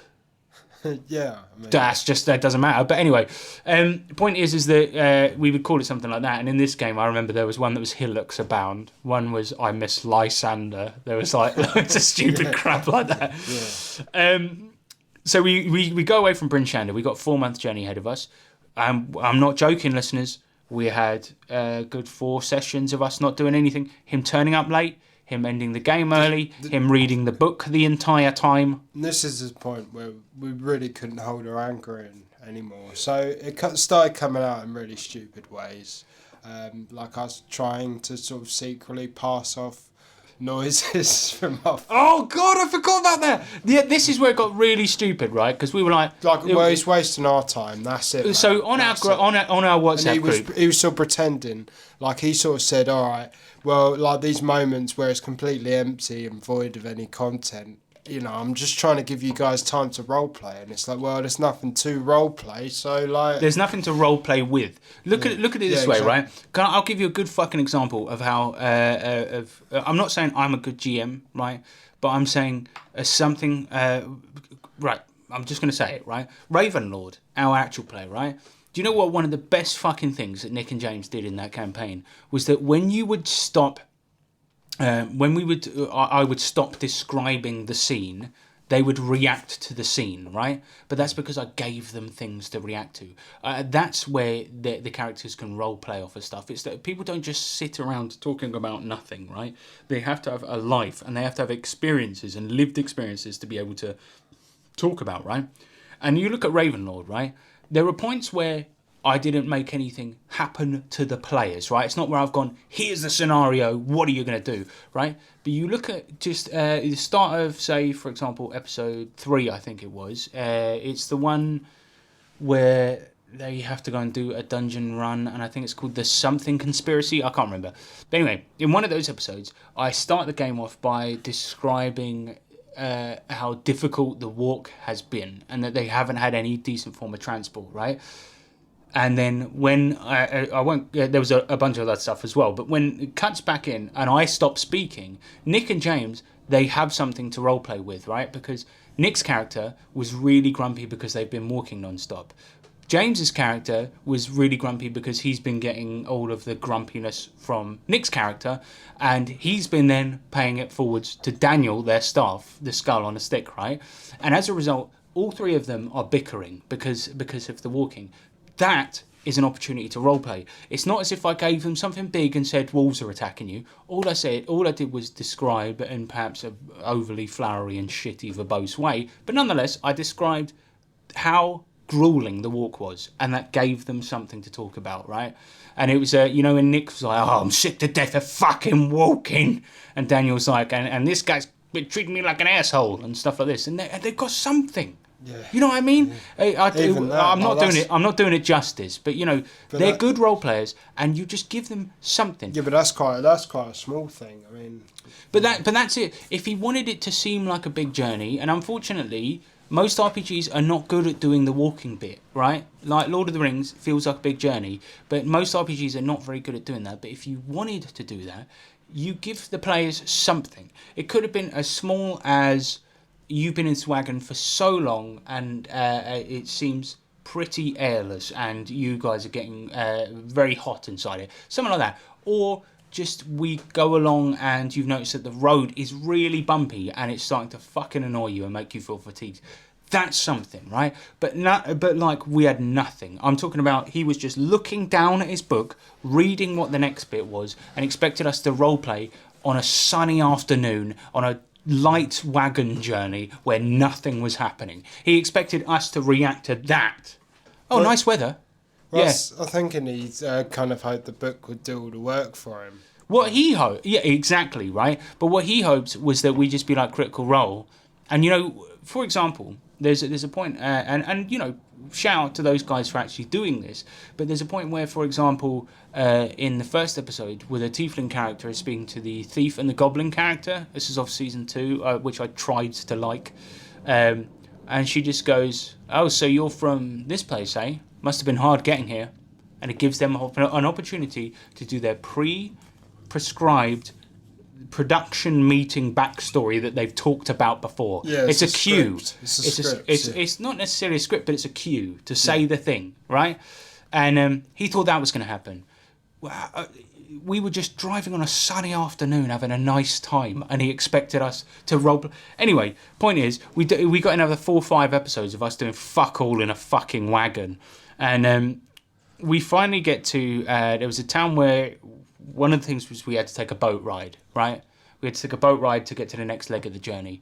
And this is it. This is when I was talking about groundbreaking new mistakes. What's the rule when it comes to boats with GMs? The rule when it comes to boats? No, I'm not sure. You probably won't. Maybe you don't remember it, but it's never get on the boat, right?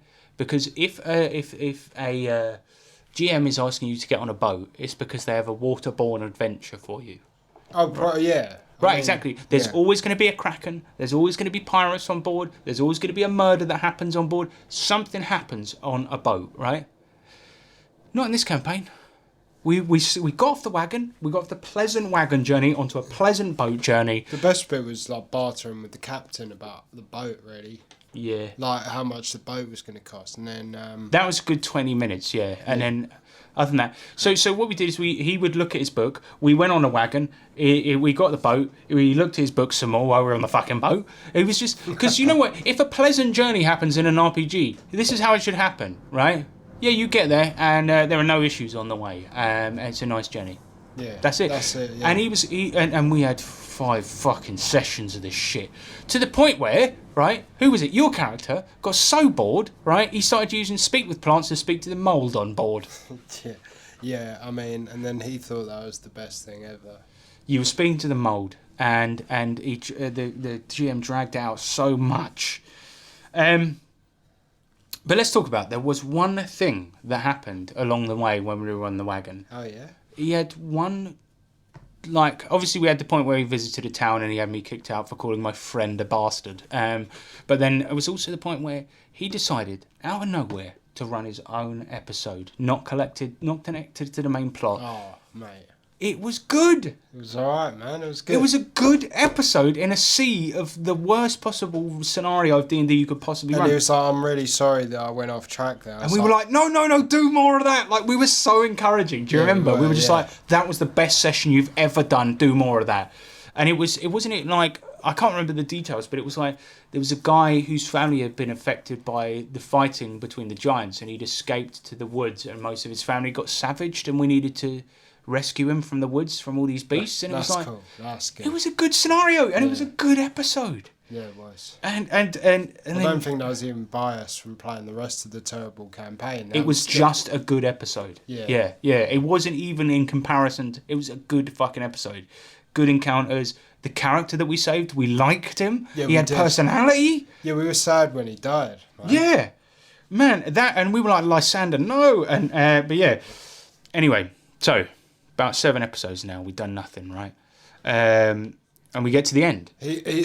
Yeah, we do get to the end, but it's been bubbling away for a long time. He doesn't want to admit defeat. Right, and so- everyone, bear in mind, this was at the point, I've sort of stepped away from this a little bit, but this was at the point where in our group, I was the organiser, wasn't it, right? Yeah. So every fucking player had texted me saying, I hate this is the worst fucking campaign. He turns up late and he's wasting our fucking time. He then doesn't do anything, he hasn't read the book, or he doesn't even give us anything to fucking do, and we're just sitting on wagons every single time.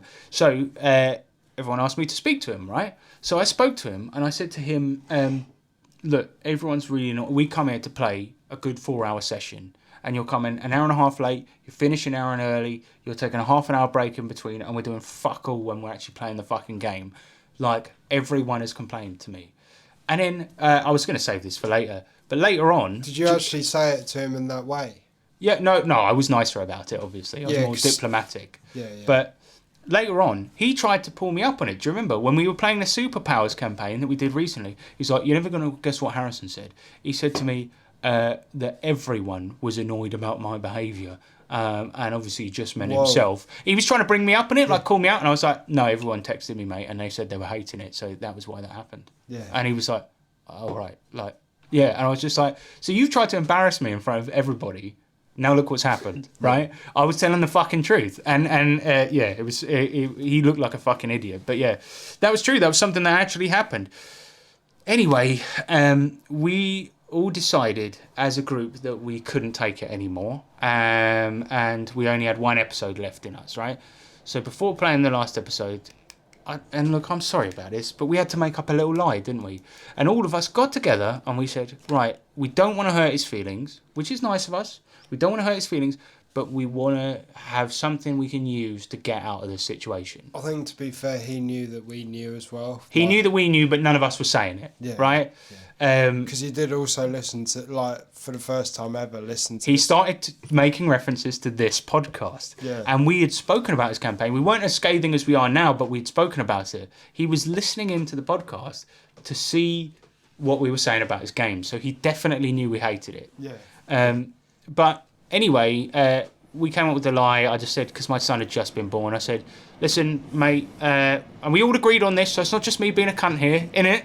Yeah, we did. I said that my son is getting older, and the time I'm going to have to actually create campaigns is going to be a lot less. So is there any chance we... in? Right, yeah, so I want to just get one last one in before, is it all right if we maybe pick this campaign up a little bit later, put a pin in it for now, and we play some Deadlands. You could tell how relieved he was when you said that. He was so happy. Yeah, he was so happy because he was so stressed about it for no fucking reason. And he wasn't man enough to admit defeat, so yeah. But you know what happened when I ran the Troika campaign? Oh, and I don't think it was necessarily going well. The system wasn't what I thought it was going to be, this, that and the other. What did I say? I just said, guys, I think this is a bad one. Let's move on. Sean, you do your one. Yeah, right? yeah, you did. That yeah. would have been the mature thing to Yeah. do, but instead he strung us out for 17 fucking episodes of nothing, just because he wasn't big enough to admit that it was shit. Yeah, you were like, well, the Troika one, it's like the system's not really what I thought it was. Let's move on. Mm-hmm. You know, that was it really. And I was like, yeah, it was cool. Yeah, I could see it sort of getting to the end Anyway, of the road. but And, the lie that we came up with was kind of half based on truth anyway, and I was right. My campaigns after my son was born did have to change in the way that I prepped them, right? Back in the day when I would prep every single building in every single fucking city, like. And I ran a Deadlands campaign. And fuck, it was so much fun, wasn't it? One of the Yeah. best Deadlands campaigns. It was one of the best. But I mean, you can still run a good one now. It's just different. It's just I can. It's just the manner in which I prep is different. You know what I mean? But anyway, we did one last episode with this cunt, and mate, the plot, we still hadn't been given really the main plot. All we knew was there was a town, and we had to go and investigate this house of nobles, right? We blagged our way into the house where there was a party happening.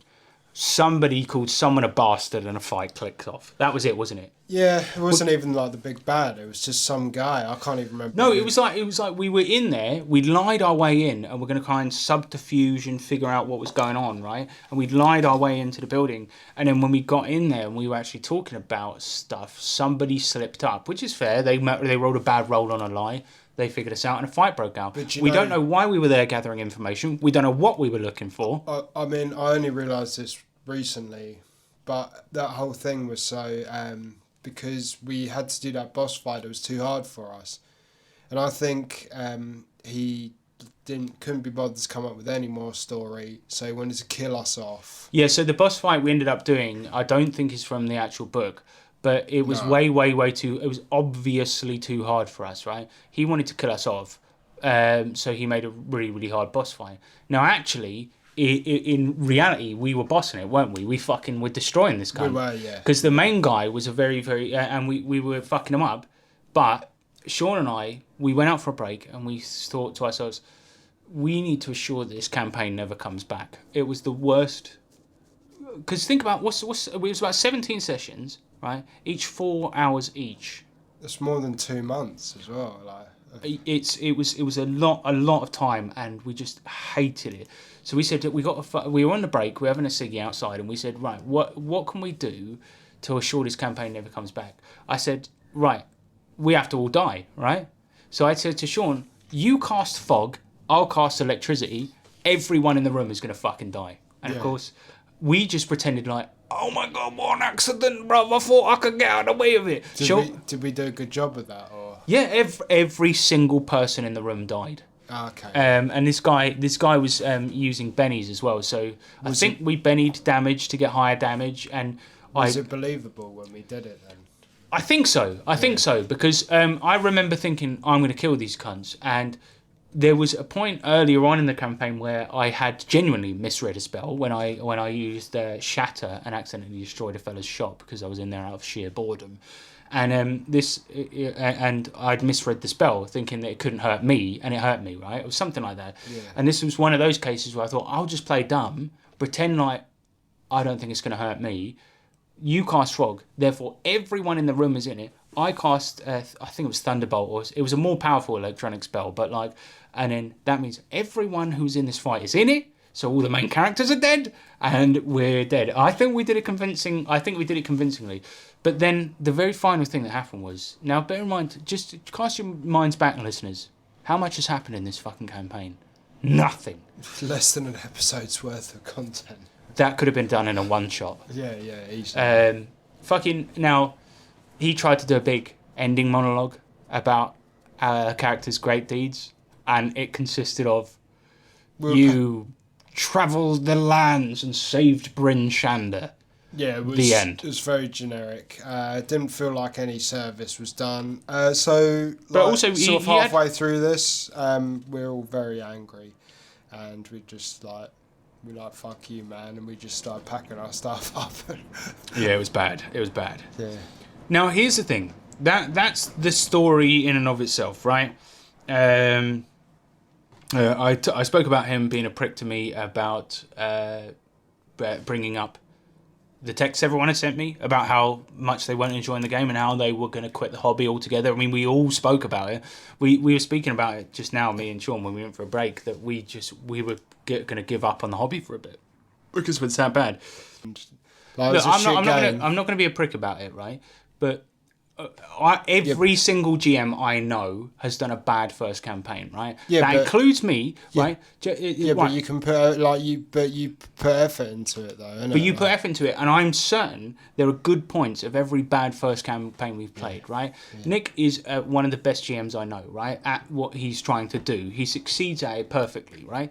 But his first campaign was a mess, but there were fun bits in it. Yeah, overall, I'm glad promise. I fucking played it, right? Yeah. And we had some good times, good characters, some cracking scenarios. There was things that you did as a GM that you don't do, right? Like just forcing your characters into a situation without giving them any agency. Yeah, right? but then he was like, all right, cool, I just won't do that. Like, I've learned from that now. He did it, learnt from it, moved on, right? And he knew what he's strong at. He did that. That was it, really. But you know, as well, like James's first campaign was his biggest mistake was trying to railroad us on a big story, and even he would admit that. But overall, and we even spoke about it on early episodes of this podcast, I enjoyed it. Right? Yeah. It was a mess, and there were certain points where we knew he was cheating. Sorry, James, but also, like James admitted he was wrong as well. He admitted he was like, all right, well, some parts weren't the best, and then we're like, oh man, but yeah, remember that bit in the mines? That was well. The good. bit in the mines, the owlbear fight, the fight against his big evil bad guy was a fucking lot. phenomenal. But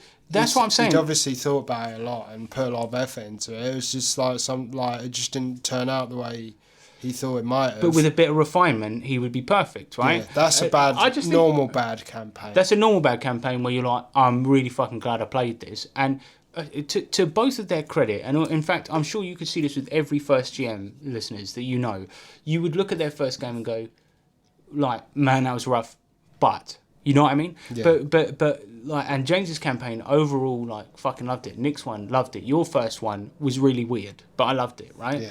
And like, it's the same with my first one. When I first properly tried to GM D&D 4E, it was trash. But the thing is, I learned a lot in my first one about deviating from what you've put down. that is such an important thing. And this guy deviated from nothing to nothing. Yeah. And it's like, but it is genuinely insulting to get your players to turn up every week and you have literally nothing for them to do. And when they try to venture away, and I'm sure there are more stories, we've given 2 examples, but when they try to venture away from it at every turn, because you want to sit and read the book, right, that I'm interrupting saying, hey, I want to do this, you're gonna try and block me from doing it by saying, you just called me a bastard, you're banished from this city forever, right? All of that shit, right? It's like the players are trying to interact with the thing you fucking made, and you're telling them no, but the alternative is for him to sit there and read a book while you do nothing, right? Yeah, That, in my opinion, is actually, it's offensive, because you're saying, this is what your time is worth to me, is... So, like, he asked us to give up our time, but then he didn't spend any of his time, like, when reading the book, like, and he also thought that the book was he thought that it'd be easier to read from a book and do I think, to be honest, I think a pre-done campaign in a book, for me personally, I don't know about anyone else, but a pre-planned book is a lot harder than, like... It depends on how you do it. Depends, right, yeah. right, because... I agree because people tend to feel penned in by the fact that you need to stick to their narrative, right? If you can, I find maybe most pre-made campaigns are probably a good jumping off point to where you probably get halfway through and then the players will have their own goals, right? Yeah. And this is, back before Spoonie was mental, what he was saying in one of his Counter Monkey podcast videos was he was saying that, like, he will start all of his campaigns with one pre-made adventure, and then the story hooks will get their claws in there, right? And he was saying that he started a campaign with a pre-made adventure, and at the end, one of the people got poisoned with something, and that became the crux of the campaign, right? Yeah. I mean, even if you say, for example, you took DCC and you did, what is that one? The Chaos... The Court of Chaos, right? Yeah, the Court of Chaos. Right, Court of yeah. Chaos, and let's say, for example, one of you's become corrupted by the end. In fact, that's what we fucking did. I mean, we just tied pre-made scenarios in with our DCC thing, but like all of them, there was a point where I stopped going on their adventures and I jumped off of it, right? Because there was a point where the players just did something that gave me a hook, and that's what Bill could have done. He could have just sat down and gone, I'm not liking running this book, but he had a hook from episode 1. Yeah, he could have did. deviated there and then. He could have said, okay, well, look, giants have attacked this village. They've saved the villagers. They've had a big party, right? But they now know that lots of other villages are in big trubs. That's enough. He could have wrote his own shit from that point onward. Imagine like even going on the boat and then like the boat smashing and us like trying to Going to the Isle of Dread. That's enough. That's enough of a fucking plot hook. Get back home, right? Yeah. Or we become the heroes of Bryn Shander and now everyone's relying on us to stop the giant threat, right? Because we displayed massive heroism and courage. Yeah, I mean... Then he can make it whatever he wants from that point. That's 1 minute of thinking. Exactly. Doing the whole scenario, okay, I understand it. That it can be stressful, but... Yeah, it can. So but like, don't sign yourself up Don't sign yourself up for it. Or, alternatively, read the whole fucking book. Even with my fucking... Let's be honest. Let's be honest, the worst actual play we've done was the Isle of Dread one. I did enjoy doing it, but it was very different, right? But I read the whole adventure beforehand. Do you know why? Because I'm a fucking enthusiast, right? I like the hobby, so I read the fucking book. It's like I mean, the level of effort was so low, right? And then look, let's be honest, right? Some of this review is quite scathing. We felt the GM in question has become more of a prick after this had happened. But at the time, we were as angry as this, right? Yeah. Because we were having our time wasted week after week after week. And this group that we spent years building up a friendship with and enjoying games with was being slowly eradicated by an idiot we didn't want to join in the first place, right? And like, well, for example, you had a newborn child on the horizon. So that was a lot of work. No, let's put it this fucking way. When I had a newborn, I ran my Cyberpunk Red campaign. Yeah, I know, but he was sort of saying his life was hard and that, and then I'd be coming to his games. I wanted a bit of entertainment after like a 14-hour shift or whatever. I just hear this fucking cunt moaning about his fucking life, which is so fucking cozy. And look, anyway, the point is I was saying, look, after this game, then there was also a fucking moment. Now we can get into some funny stuff. We can talk about it because it's nobody. Yeah. This guy doesn't even exist. It's just a bloke called Bill that we've made up. But bear in mind, we said that he was a guy that most people found annoying, that we didn't want to be in the group to begin with, and then what happens is obviously, as most, if you're a long-time listener, you'll know that my wife had 5 strokes and almost died twice in the space of about a week, right? So I was having a bit of a rough time of it, right? She's had some big health concerns, you could say, for example. And let's say, for example... sort of the biggest health concern. One of the biggest health concerns is dying. Sort of death. Death, but also your soul being trapped in another dimension, right? Those are the two big ones, right? Yeah. So we're playing this fucking game, the superheroes game, and he comes to me at Christmas time saying that I gave him a cold, right? Despite the fact that I said I was recovering from a cold. Okay, the cold had expired by this point. No, but you need to take this seriously, man. Shut your fucking mouth. Anyway, this cunt came to me. We had all played week on week, right? Where I had a very mild cold. Nobody had gotten the fucking cold.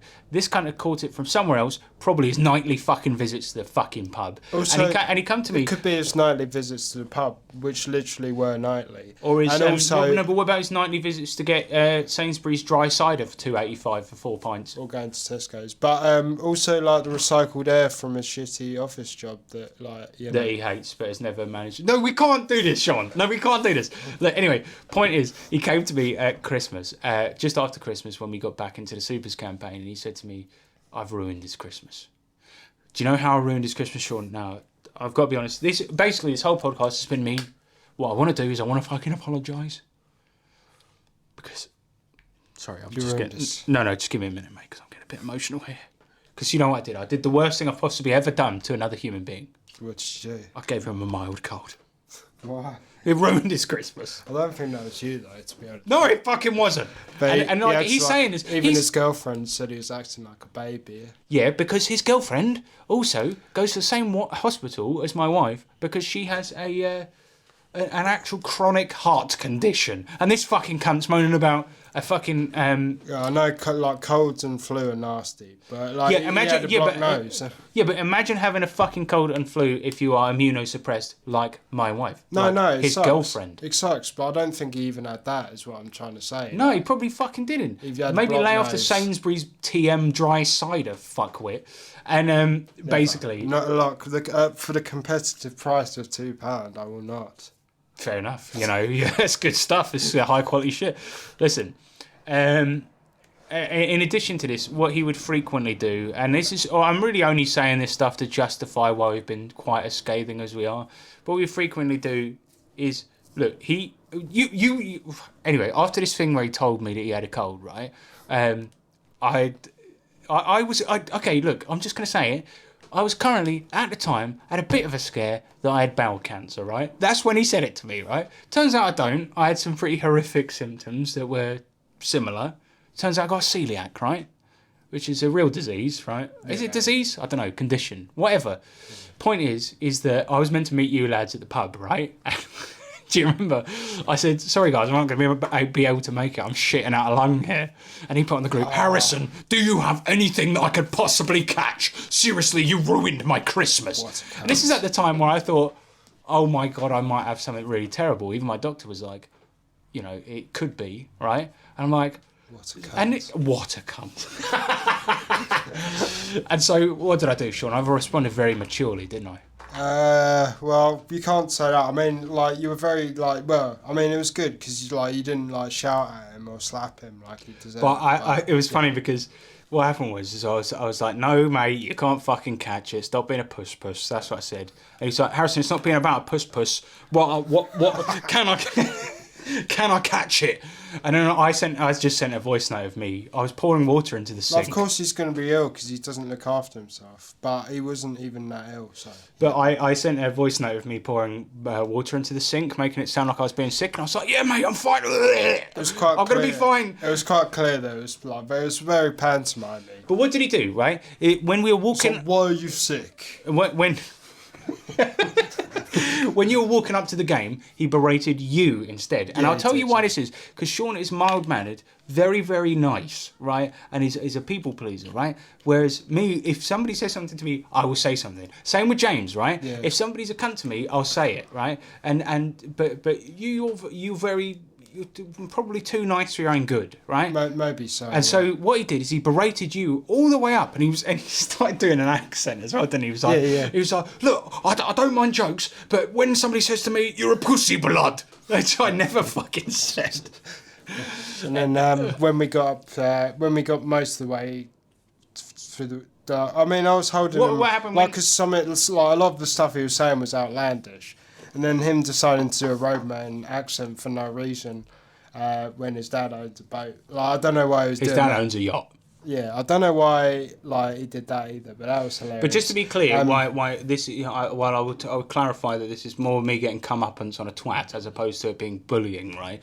Was that he would frequently, because he was very angry at his own life during the time where he was running his campaign, and other times as well, he would meet up with you, wouldn't he? Just to berate you about your own life to make him feel better, right? Yeah, pretty much, And he yeah. bullied Sean like an absolute twat, and I just think. Look, picking on somebody that's, you know, weaker, stupider and uglier than you is so easy. Yeah, but like I mean, Sorry, Sean, but but he would do that, right? But yeah, he would. But I was sort of thinking as well. There'd be times where, cause I mean, you know, James is a lovely guy. But he also saw James as someone. I don't know why, but he always, like, I mean, James he's a good guy. He's got his head screwed on. But I don't know why, but he always saw James as a more intelligent person than me. Like, in some ways he might be, but yeah, like, for that reason, he would flat out just ignore me. Like, Yeah, that was weird. I mean, he would ignore you, he would bully you, and this happened for his entire residence in our campaign. And then on top of that, he makes the most insultingly shit campaign ever. And I just think it's really cowardly to bully someone, like, you know, because you know they're the type of person that doesn't like conflict and won't talk back. You know what I mean? It's a good thing, right? Yeah. That's a good trait of yours, right? And in fact, probably there's probably a reason why people tend to hate me. No, I doubt that. I don't know. But, no, but my point is that it's a good thing, right? Yeah. But he preyed on that because he was very angry at his own station in life, and so he was a toxic player, and on top of that, run one of the worst, most stupidest, most ill-informed, shittest campaigns I've ever played in my life. And just recently, what happened is that Sean was just trying to enjoy himself in the pub, right, and was just sitting there playing some fucking Steam Deck games. And Bill comes along, puts his pint on the table, has a rant about how my games are shit, which is fair enough. You know, it's all a matter of taste. And I know a lot of people that think my games are shit, so it's fine, right? Yeah, but he didn't. But also accused us of being racist when literally everyone except him at the table is mixed race. Also, like, the weird thing about him saying, like, racist things is sometimes he come out with some really ill-informed, stupid racist stuff, including stuff about Polish people, which I am. Not knowing that you are one. And one of the great ones as well is that he would send he wouldn't, because he didn't have the balls, I guess, to send it to me or James. He would send you racist. Him and his girlfriend would send you racist memes. And I'm not talking about, like, you know, when like James and I will make jokes about each other all the time. Like, James jokes about me washing his car or stealing the copper wiring from his house, as much as I've joked about him knowing kung fu. But we're best mates, right? That's what friends do, really. It's friendly, right? It's friendly mockery. There's no hate in it, right? Whereas he sent you a meme that was like, look, I won't say the fucking words, but it was like, no, but like this is hate-filled. This is like not even jokes. This is hate-filled stuff, you know. It's just tasteless. It's one of those, you know, one of those, like, the classic joke is like, what do you call one black man on the moon? Problem. What do you call all the black men on the moon? Problem solved. You know, it's like that level of, like, stupid ass fucking bigotry that's just like. It sort of makes you sad that knowing that stuff happens in the world. There's that kind of stuff. But yeah, I mean, this fucking cunt. He was a massive racist. He was also like, he bullied Sean, and for years we put up with this shit, man. And it was just like, and you know, and then he run one of the most offensive campaigns ever. And so look. It might seem, listeners, like we're trying to lambast this cunt and have a go at him, and that's part of it. You know, it's good. Yes. But the thing is that he kept on cornering Sean in the pub and moaning at him, to where you're my brother, and I felt like a bit of a responsibility there to be like, he's upsetting you, I'm going to do something about it. No, I appreciate it, man. All I did was I just sent him a little text and just said, look, if you don't like my games, that's absolutely fine. But, you know, I get the impression that you're cornering Sean in the pub and bullying him, leave him the fuck alone, and then I blocked his number. And from now on, we haven't spoken. But the good thing is that I was very, very nice in my text, and I just thought what it means is we'll be civil and we'll leave it there and we won't ever speak about it again. Simple as. But if I see him, I'll say hello, right? Yeah. But then I went to the pub with my mate Cleve, who we played Golden Axe with, and when I was there, fucking Cleve went up and spoke to him. He said, "I'm meeting Harrison in a minute. Like, do you want to come and hang out?" And he was like, "We're not currently talking at the moment." And I was like, "I didn't know that, but cool." Good, because that means we finally get to do this episode. But ladies and gentlemen, that was the worst campaign we have ever played in. Probably the biggest, most toxic player we've ever played with. Yeah, I mean, it went on for too long. It did go on for too long. I mean, that's basically what we're trying to get out with all these sort of. But also, let's be honest. There was one time where we all got drunk, and we fought on top of a hill, and I battered him. That was the other thing we sort of missed out on was the noises. Oh God, that was the thing we meant to speak about. Yeah. You're right. Let's put that in, and then we'll this is the last thing we need to say. We talked about the campaign being so long and like us having nothing to do. We got bored to the point where all of us, this is so immature. Maybe we fucking deserve to be bullied. Maybe that's what it is. No. I think like it's just the way we were letting our anger out, really. Yeah, look. On my point is that you know, like with the me pretending to be sick thing and all of that, is when I perceive injustice in the world, I tend to be very silly. That's just true, isn't it? Right? Yeah. It's not mature, but that's the way I am, and like, I think we're all very similar, aren't we? Yeah, we are. Yeah. So what happened was we started putting on those videos that were 1 hour of silence interrupted by, and then insert thing here. To the point where there was a point where like that was the best thing that was happening. it was the funniest thing about the games. He was trying to read a book, and every so often a very loud, jarring noise would wake him up and remind him that he was supposed to be running a fucking game. And I remember there was a point where I had a basketball bouncing, James had a can opening, you had cartoon sound effects. Yeah, it was like a running sound effect from Hanna-Barbera. And the only one that didn't do the sound effects was Ryan, because he was always on his phone checking the football scores because he was that fucking bored. And watching football as well. Oh yeah, he was watching football under the table. But yeah, so we'd be playing the game, and he'd be midway through a description when he finally fucking decided to speak, and he'd be like, "So you enter the town of Bryn Shandell," and he'd be like, and he'd be like, and then it'd be like. So anyway, you enter, and the guard says, "Good day, sir," and they'd be like, "What the dog doing?" But do you know, the last time I remember the running sound being like slightly too loud as well. It was really loud. But it carried on even to the point where later on, after his campaign, he ran Hero Quest and actually did a fine job. But it just became a thing where we would always put the sounds on. And do you remember him last time? He was going, "Seriously, stop." Yeah, but like still, my anger was still bubbling over at that point. It certainly was. Bro, you're a racist. And listen, if you're listening, and I will send... I won't send it to him. He'll probably listen eventually. But listen, mate, if you're listening, you were the only reason Sainsbury's in town still stocks Sainsbury's dry cider. It's all gone today, man. I wanted to get some fucking Sainsbury's dry cider. He's got it all. Give me some, mate. That stuff's good stuff. It tastes like. Look, maybe I think this. Like look. Before we go, I think this might be the most scathing main subject we've ever done. Right? Anyway, Sainsbury's dry cider is shit. So take that. Have that.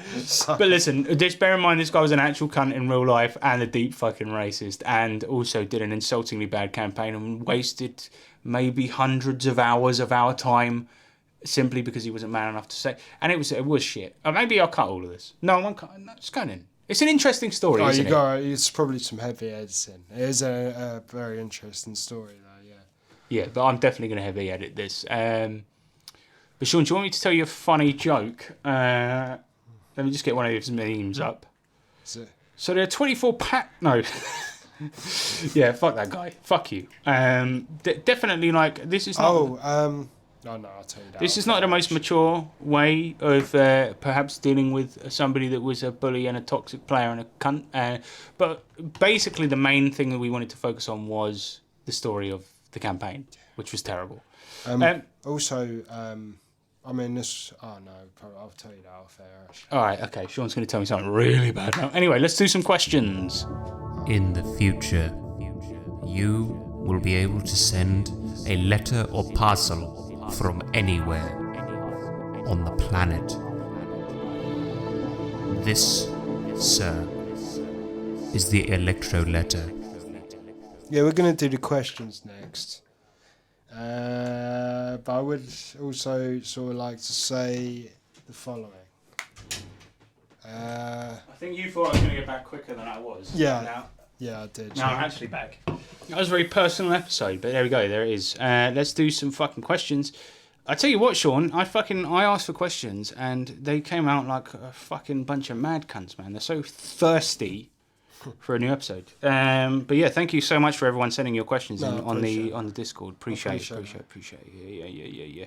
What are your top 5 OSR style, not necessarily fantasy genre games, and why? I don't know if I'll go top 5, but I'll give a couple of recommendations. I actually forget the name of it. Warlock.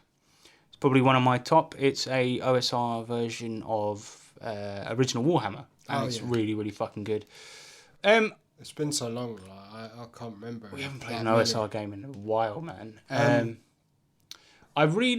I tell you what, as a product, I think that Old School Essentials is really up there. If you want to play BX-D&D, it's the best way of doing it. It's just that system eventually was not for me, but it's I think it's a good... Like, you can get a short campaign out of that. But I mean, there are people that like that style as a long campaign, and I think if you like... I mean, there was a Old School Essentials campaign I played in for 10 episodes with my boy Jeff Goad, who used to be part of the Spellbound podcast for DCC, and it was fucking brilliant. But I think it was made better by the fact that we had so many players and a rotating cast of players that the somewhat shallow gameplay was all right, and also he was just a really, really good GM. So it's like, but so that is a cracking product that the other one is Hyperborea. That's a first edition advanced D&D OSR product, and it comes with an incredible, amazing flat Earth, Sean, world. Alright. And about similar to our one then. Exactly, it's the same, yeah. Whoa, nice. And it's got about 25 classes in it. Well good. Yeah, we enjoyed that. Plus amazing artwork. If we're being serious, we did enjoy that one. Yeah. Have you got any OSR games you like? I mean, apart from the ones you mentioned, because we played the same ones, innit? So That's true. yeah, because OSR. Oh well, was the DCC, obviously. I mean, DCC is my favourite, but I didn't want to mention that in case that was too obvious of an answer. But Yeah, but technically, we did play OSR, and we didn't really have as much fun with it. Really, that was the last one. I like it, but I just think that there's got to be a balance between like the really, really old school of having very few rules and the crunch of Pathfinder. You know what I mean? Yeah. There's got to be a balance between it. definitely. I think DCC hits it, and I tell It you why. does. Here's a lesser known fact: DCC is not actually a BX D&D OSR clone. It's 3.5 D&D. Yeah. That's why it strikes the balance, bruv. It's the best. It's got complexity in all the places that make sense and that are fun. You know what I mean? Yeah, so it's good in the way that Magic's done, for example, because it does sort of make you feel a bit out of your depth a lot of the time. So Yeah, like it's unwieldy, and also I think that the classes and the way that they play and have their unique abilities of. There is never a point. There's never ever a point where I've played DCC or its sister systems and felt like yeah, Mutant Cruel Classics is good as well. an absolute belter of a game. Yeah. But DCC and twice. MCC are like games that I feel like I could play for more than a 10-episode campaign. Whereas I think that a lot of the other, I mean, if you can stay alive that long. which is definitely not going to happen. So if you like Same 2-episode campaigns, Same with Call of Cthulhu. I'd love to play like more of that, really, but you know, you um, never will. look, we're not going to do it. There's a lot. It's really weird because people have started asking for a lot of numbered-based system like lists here. Jason, he just says top 5 favorite game mechanics from any system. Why don't you pick 2? I'll pick 2. Top 5 game mechanics. What's 2 game mechanics you absolutely love? I mean, like probably. I mean, just anything really. I mean, Savage Worlds. Anything. Right, so No, there you go, no, I Jason. mean- There you go. That's your answer. No, I mean, I was thinking anything from like Savage Pathfinder, but like really Savage Worlds, I thought of like when you were talking about walking earlier, that made me think of the fatigue system in Savage Worlds. It's good. That does make it feel like if you got good narration to go along with that, that is a good. Was it fainting, fatigue? Yeah, well, you get incapacitated from fatigue as well, but it's different. Yeah, you get. Okay, I understand that. Like having a separate track for fatigue as well as hit points is a good one. Yeah. I mean, it's not like whoa, that's a banging thing, but like, I mean, out of all the RPGs, it does it the best. Yeah, but I tell you, it sounds like a weird answer, but actually, I think I can back you up a little bit because fatigue covers so many bases, and that's Yeah, the good it thing does. about Savage Worlds is that a lot of it's contextual, and like with fatigue, for example, bumps and bruises can be fatigue or tiredness fight. or hunger, right? Yeah, that's a good point. It's a good one. It's a good one I wouldn't necessarily have thought of. I would also say dramatic tasks. I absolutely love them, and I also try to. Savage Worlds does it best because because you can get multiple successes on a single roll, right? However, I will try to come up with in D&D they have extended skill challenges, but they're such a handy thing for a little tense moment in a game. You know Well, what I there mean? you go. There's one you've just mentioned as well, the explosion system in Savage Worlds. Yeah, mate. I thought. Do you know when we got to late game D&D 5e and everything started having 400 hit points? I started thinking about I'm going to introduce this into D&D because it just is so much fun exploding dice. Like Yeah, you did say you were missing the explosions. I missed the fuck out of it, mate, because especially when you fought that frog Hemoth and it had 400 hit points, and I was like, you hit it, right, how much damage you do? 8, alright, cool. Right, next. Also, like because we were talking about DCC, the magic system in that, like that is really good. In D&D? In DCC. Yeah, it's the best. Oh, that's got to be one of the top mechanics, right? Yeah. Having a table for each spell. I get that it fucking sucks for writers, right? But holy shit, is it fun? Yeah, I mean, look at the, usually that's a bad thing. Having a whole sheet, you have to read the sheet, but it really adds to it. Really. Do you know what? But let's be honest. It doesn't add much to the crunch. When we did MCC, right? Firstly, in DCC, you're only usually going to have like one wizard per team, right, or whatever, or a cleric maybe. Thing is, you cast the spell, you roll on the fucking table, and you read the entry, and you have a couple of people that are that. In MCC, because most mutations will use a table, everyone has spells. But I didn't feel like it slowed the game down much, because all I said to each player was, instead of me printing off each sheet, which is the best way of doing it, but at the times I didn't have the means, I just said, tell me what page it's on, and when you cast it, say the page, and I can flip to it real quick. Simple as that. Yeah. So somebody goes, James's character had electrical generation, for example, and I just go, he just goes, right, I cast electrical generation, page 254. And I'm like, I open it at that page, roll it.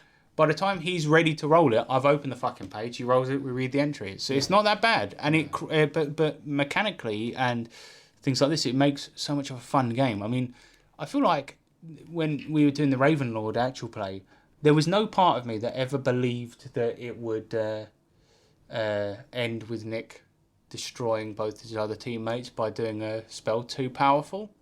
But it's DCC. Yeah. And it's funny that after all those episodes that's what happened. I like that about it. Bulg with the Infamous, he says, has anyone anywhere ever really done anything good with tarot in RPGs? 78 Hamlet Happenings is a product by Tabletop 3. It's by me and Nick, and it's called that, and it's on 3T RPG Publishing on Drive Through RPG.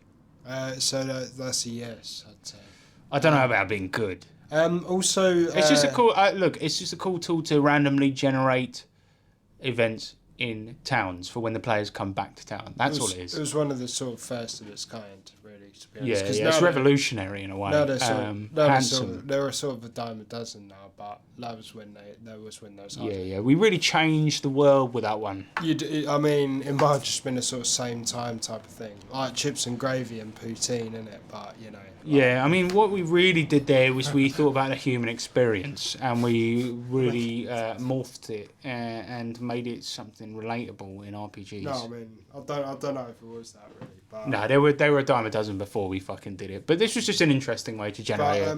And also, look, the point is that all of the events that happen in the game are also connected thematically to each tarot card. So if you've got players at your table that are into tarot, then it's like what's happening as a result of them pulling that card, they might be able to predict it, or they kind of see the link when you put it down, and I think that's kind of cool.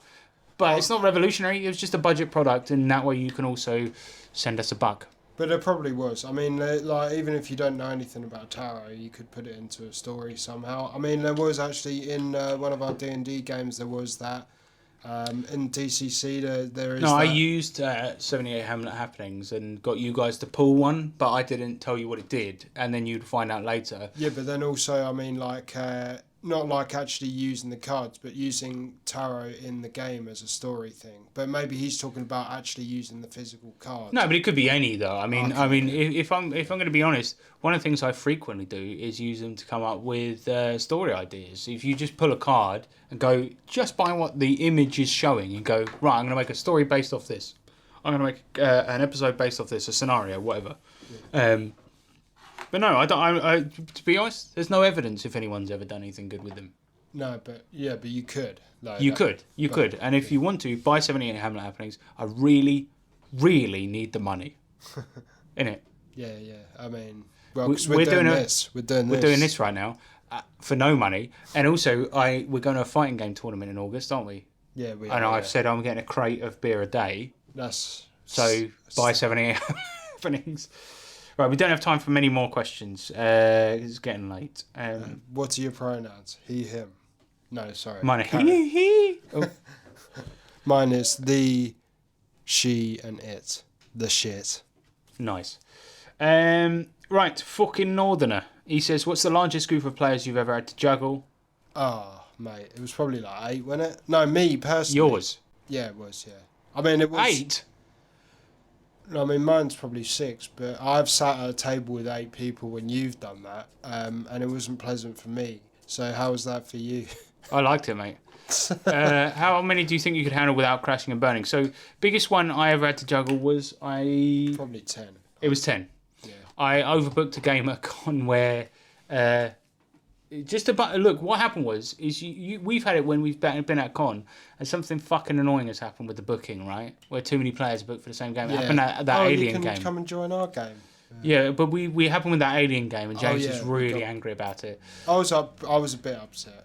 Yeah, but okay, happens, but what the guy did, he said, I don't know, mate. Like these people sat here first. No, we were actually sat there first, and we fucked off, didn't we? Yeah, we did. But yeah. we had a con game and it was overbooked, and we just It wasn't ended his up- fault, though. No, it wasn't his fault, but we just fucked off. But I had the same situation where I was running. I was like, all right. I was running well, that's a the shame. adventure from the back of the book, Tough Guys. Don't buy that one because I don't actually get paid for that. Buy 78 Hamlet Happenings.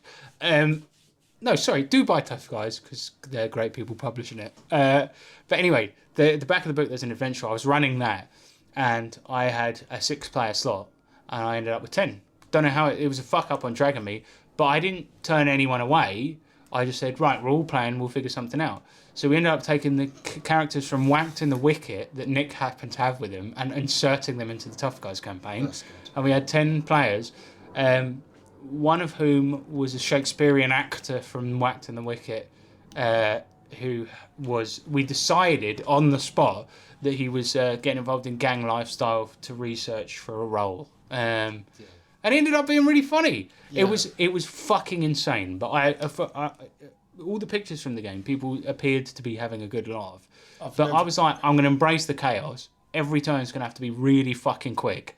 And I just go, right, what are you doing? Right, what are you doing? What are you doing? And we just go around the table nice and quick. Yeah, I've never GM'd more than 6, but I've been in games where there's like 10 people. But I tell you what, to make it good, I think it has to be action oriented, and I don't necessarily mean that in Arnold Schwarzenegger way. I just mean in every player Yeah, it has to taking be actions, snappy. snappy, and people taking actions quickly, right? Yeah. It has to be revolved around the actions that people take, and Also, you can't really have one dominant force on the table. Everyone has to be working together. absolutely, and I think that I got that vibe from when that happened.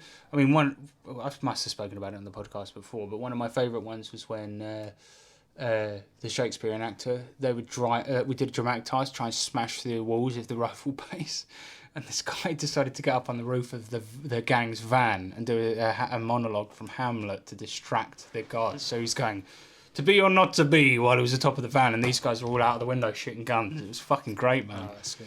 But yeah, I mean, that's it. It's keeping it snappy, isn't it? Like, there was a period where we had a group of 6 players for our weekly game, and I think that's a bit too much for a weekly game. Yeah, it is. Yeah. He says, what do you think is the ideal TTRPG party size? And I think for a campaign, 4. 4. Yeah, Absolutely 3 4. or 4. I think 3 or 4. In my opinion, probably 3. 3. Because, there's a psychological I'd say study 3. done to where if you want to have, like, the best, most efficient conversation, it should be 4 people present. That's like a thing that I read once, Yeah. and I think that applies to TTRPGs I as think well. with RPGs, if it's 3, then they're all more than likely to work as a team together as 3. And they're always engaged with one other person. If you got 4, it can mean that one person might probably be on their own and Feel left out. Yeah, I think 3 is the ideal size, Yeah, honestly. it's, The 3 best players. campaigns I've ever played were 3 players. And in fact, one of the best campaigns I've ever played was... a lot of good campaigns that I've played were 2 players. Yeah, The right. actual plays were only 2 players because we didn't want to have too many characters to confuse people. And one of the first campaigns we ever did was just me, you and James. And it was fucking yeah, great. it was, yeah. But 3...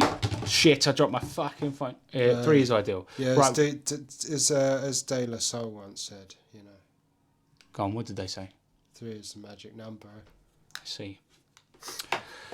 Right, we've got time for one more question. In fact, I'm going to do two. Listen, thank you to everyone that commented and sent a question in. There's some really, really good ones. We just don't have time. It's getting really fucking late here. So we'll do two more. Kill Defences, he says, why? Just why? Yes. Exactly.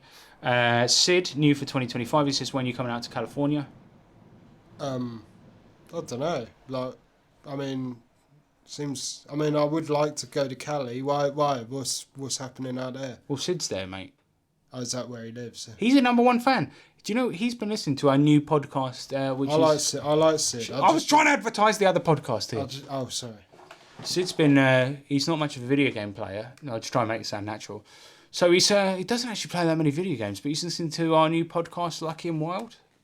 What's that, Sean? Where can you find that? Well, it's on all good podcast platforms, actually, and it's about computer games, and it's me and you chatting about them. Heavy focus on fighting games, but we do talk about other stuff. So it's like this, but with video games. Can you... Sign me up, man. Right, and can you just subscribe to that anytime you want? Yeah, man. You can. Right. Yeah, if you want more of us. And perhaps, maybe, even, we could drop a clip in now. But I tell you what, though, our cousin, George, if you're listening, I haven't spoken to him in about 20 years. He's probably in... never mind. Were you going to say he's probably in prison? Yeah. Of course he isn't. He was a good lad. No, look, We need what to are we cut this doing? out. No, we're cutting this out. Look, he's not in prison. He came from a bad road, but he was nice, I think, probably. He's doing all right. Look, he's not in prison. Look, we're cutting this. No, wait, like, can we just talk for a second? How do you, know he's doing all right? I looked him up on Facebook. Look, it doesn't matter, but when we were young, George, Right. I might say this. We're cutting back in. Right, this is where we're cutting back in. We're leaving all of this out. Yeah. However, he was a person that got very angry at games, and I remember one time he was the person we knew that had an N64 shit console. Sorry, everyone that's listening. I know you like Ocarina of Time. It's a good game, but there's only 5 good games for it. Anyway, I've gone on a tangent. Well, I went around his once, and I noticed that his Rumble Pack had been bitten because he was playing games and he was biting the Rumble Pack in anger when he was fucking playing the games. So Yeah, he used to get well angry. he used to get so angry, and he used to get his dad to complete parts of Ocarina of Time and then say that he did it. That was... Just funny stuff from the guys over at Lucky and Wild there. Do give that a listen. Do subscribe if you like video games. It's not all about fighting games, but it is heavy on that. Last question is Ace. He says, "Why is Sean?" Why is Sean? Good This question. goes back to Good question. This sort of goes back to my parents a bit because I was born and they birthed me. Well, actually, it was just my mum that birthed me. What? So, really... Genuinely, Sean, what is wrong with you? I am Sean because my parents made me. So Yeah, but you almost weren't Sean. What was the name they had in mind for you? Spencer, And what was the name they had in mind for me? Angelo. So we could have been Spencer and... I can't even say it's Spencer and Angelo. See, that's a mouthful. Yeah, so that's why I am me. And Because they named you Sean. Yeah, but what? Did you fall into some hazardous waste or something? yes, and I gained. Yes. I gained. Why did you turn South African for a minute there? No, you can't. I gained superpowers, so I can. Super autism. I can grow one appendage. Why do you keep doing? Right, fuck this. Right, let's do an outro. Where's the dagger? Right here. It's right here. It's right here. Give me the dagger. Thank you. But it is a bone, isn't it? That's why they call it a boner. Yeah, that's... Right, so thank you for listening to that one. It was a bit more scathing, a bit more personal, but I think a funny story. Hope you enjoyed it. Listen, I'm going to do a fucking heavy ass edit on this one. Thank you for listening to this, ladies and gentlemen. Thanks for listening. Shut up. If you want to send your questions for the next episode, go onto the Discord. It'll be... And if you would like to listen to Lucky and Wild, Yeah, do listen to that. We just enjoy fighting games and games, don't we? Yeah, we do. We love So we've been doing Lucky and Wild a lot recently. There's 2 episodes up already. A third one coming very soon. And we're going to be doing a special documentary episode about VS Fighting 13 in Birmingham. That's it, yeah.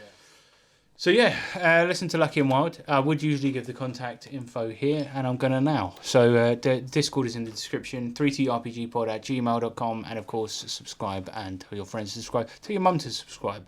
I have already told her myself when we were having sex together.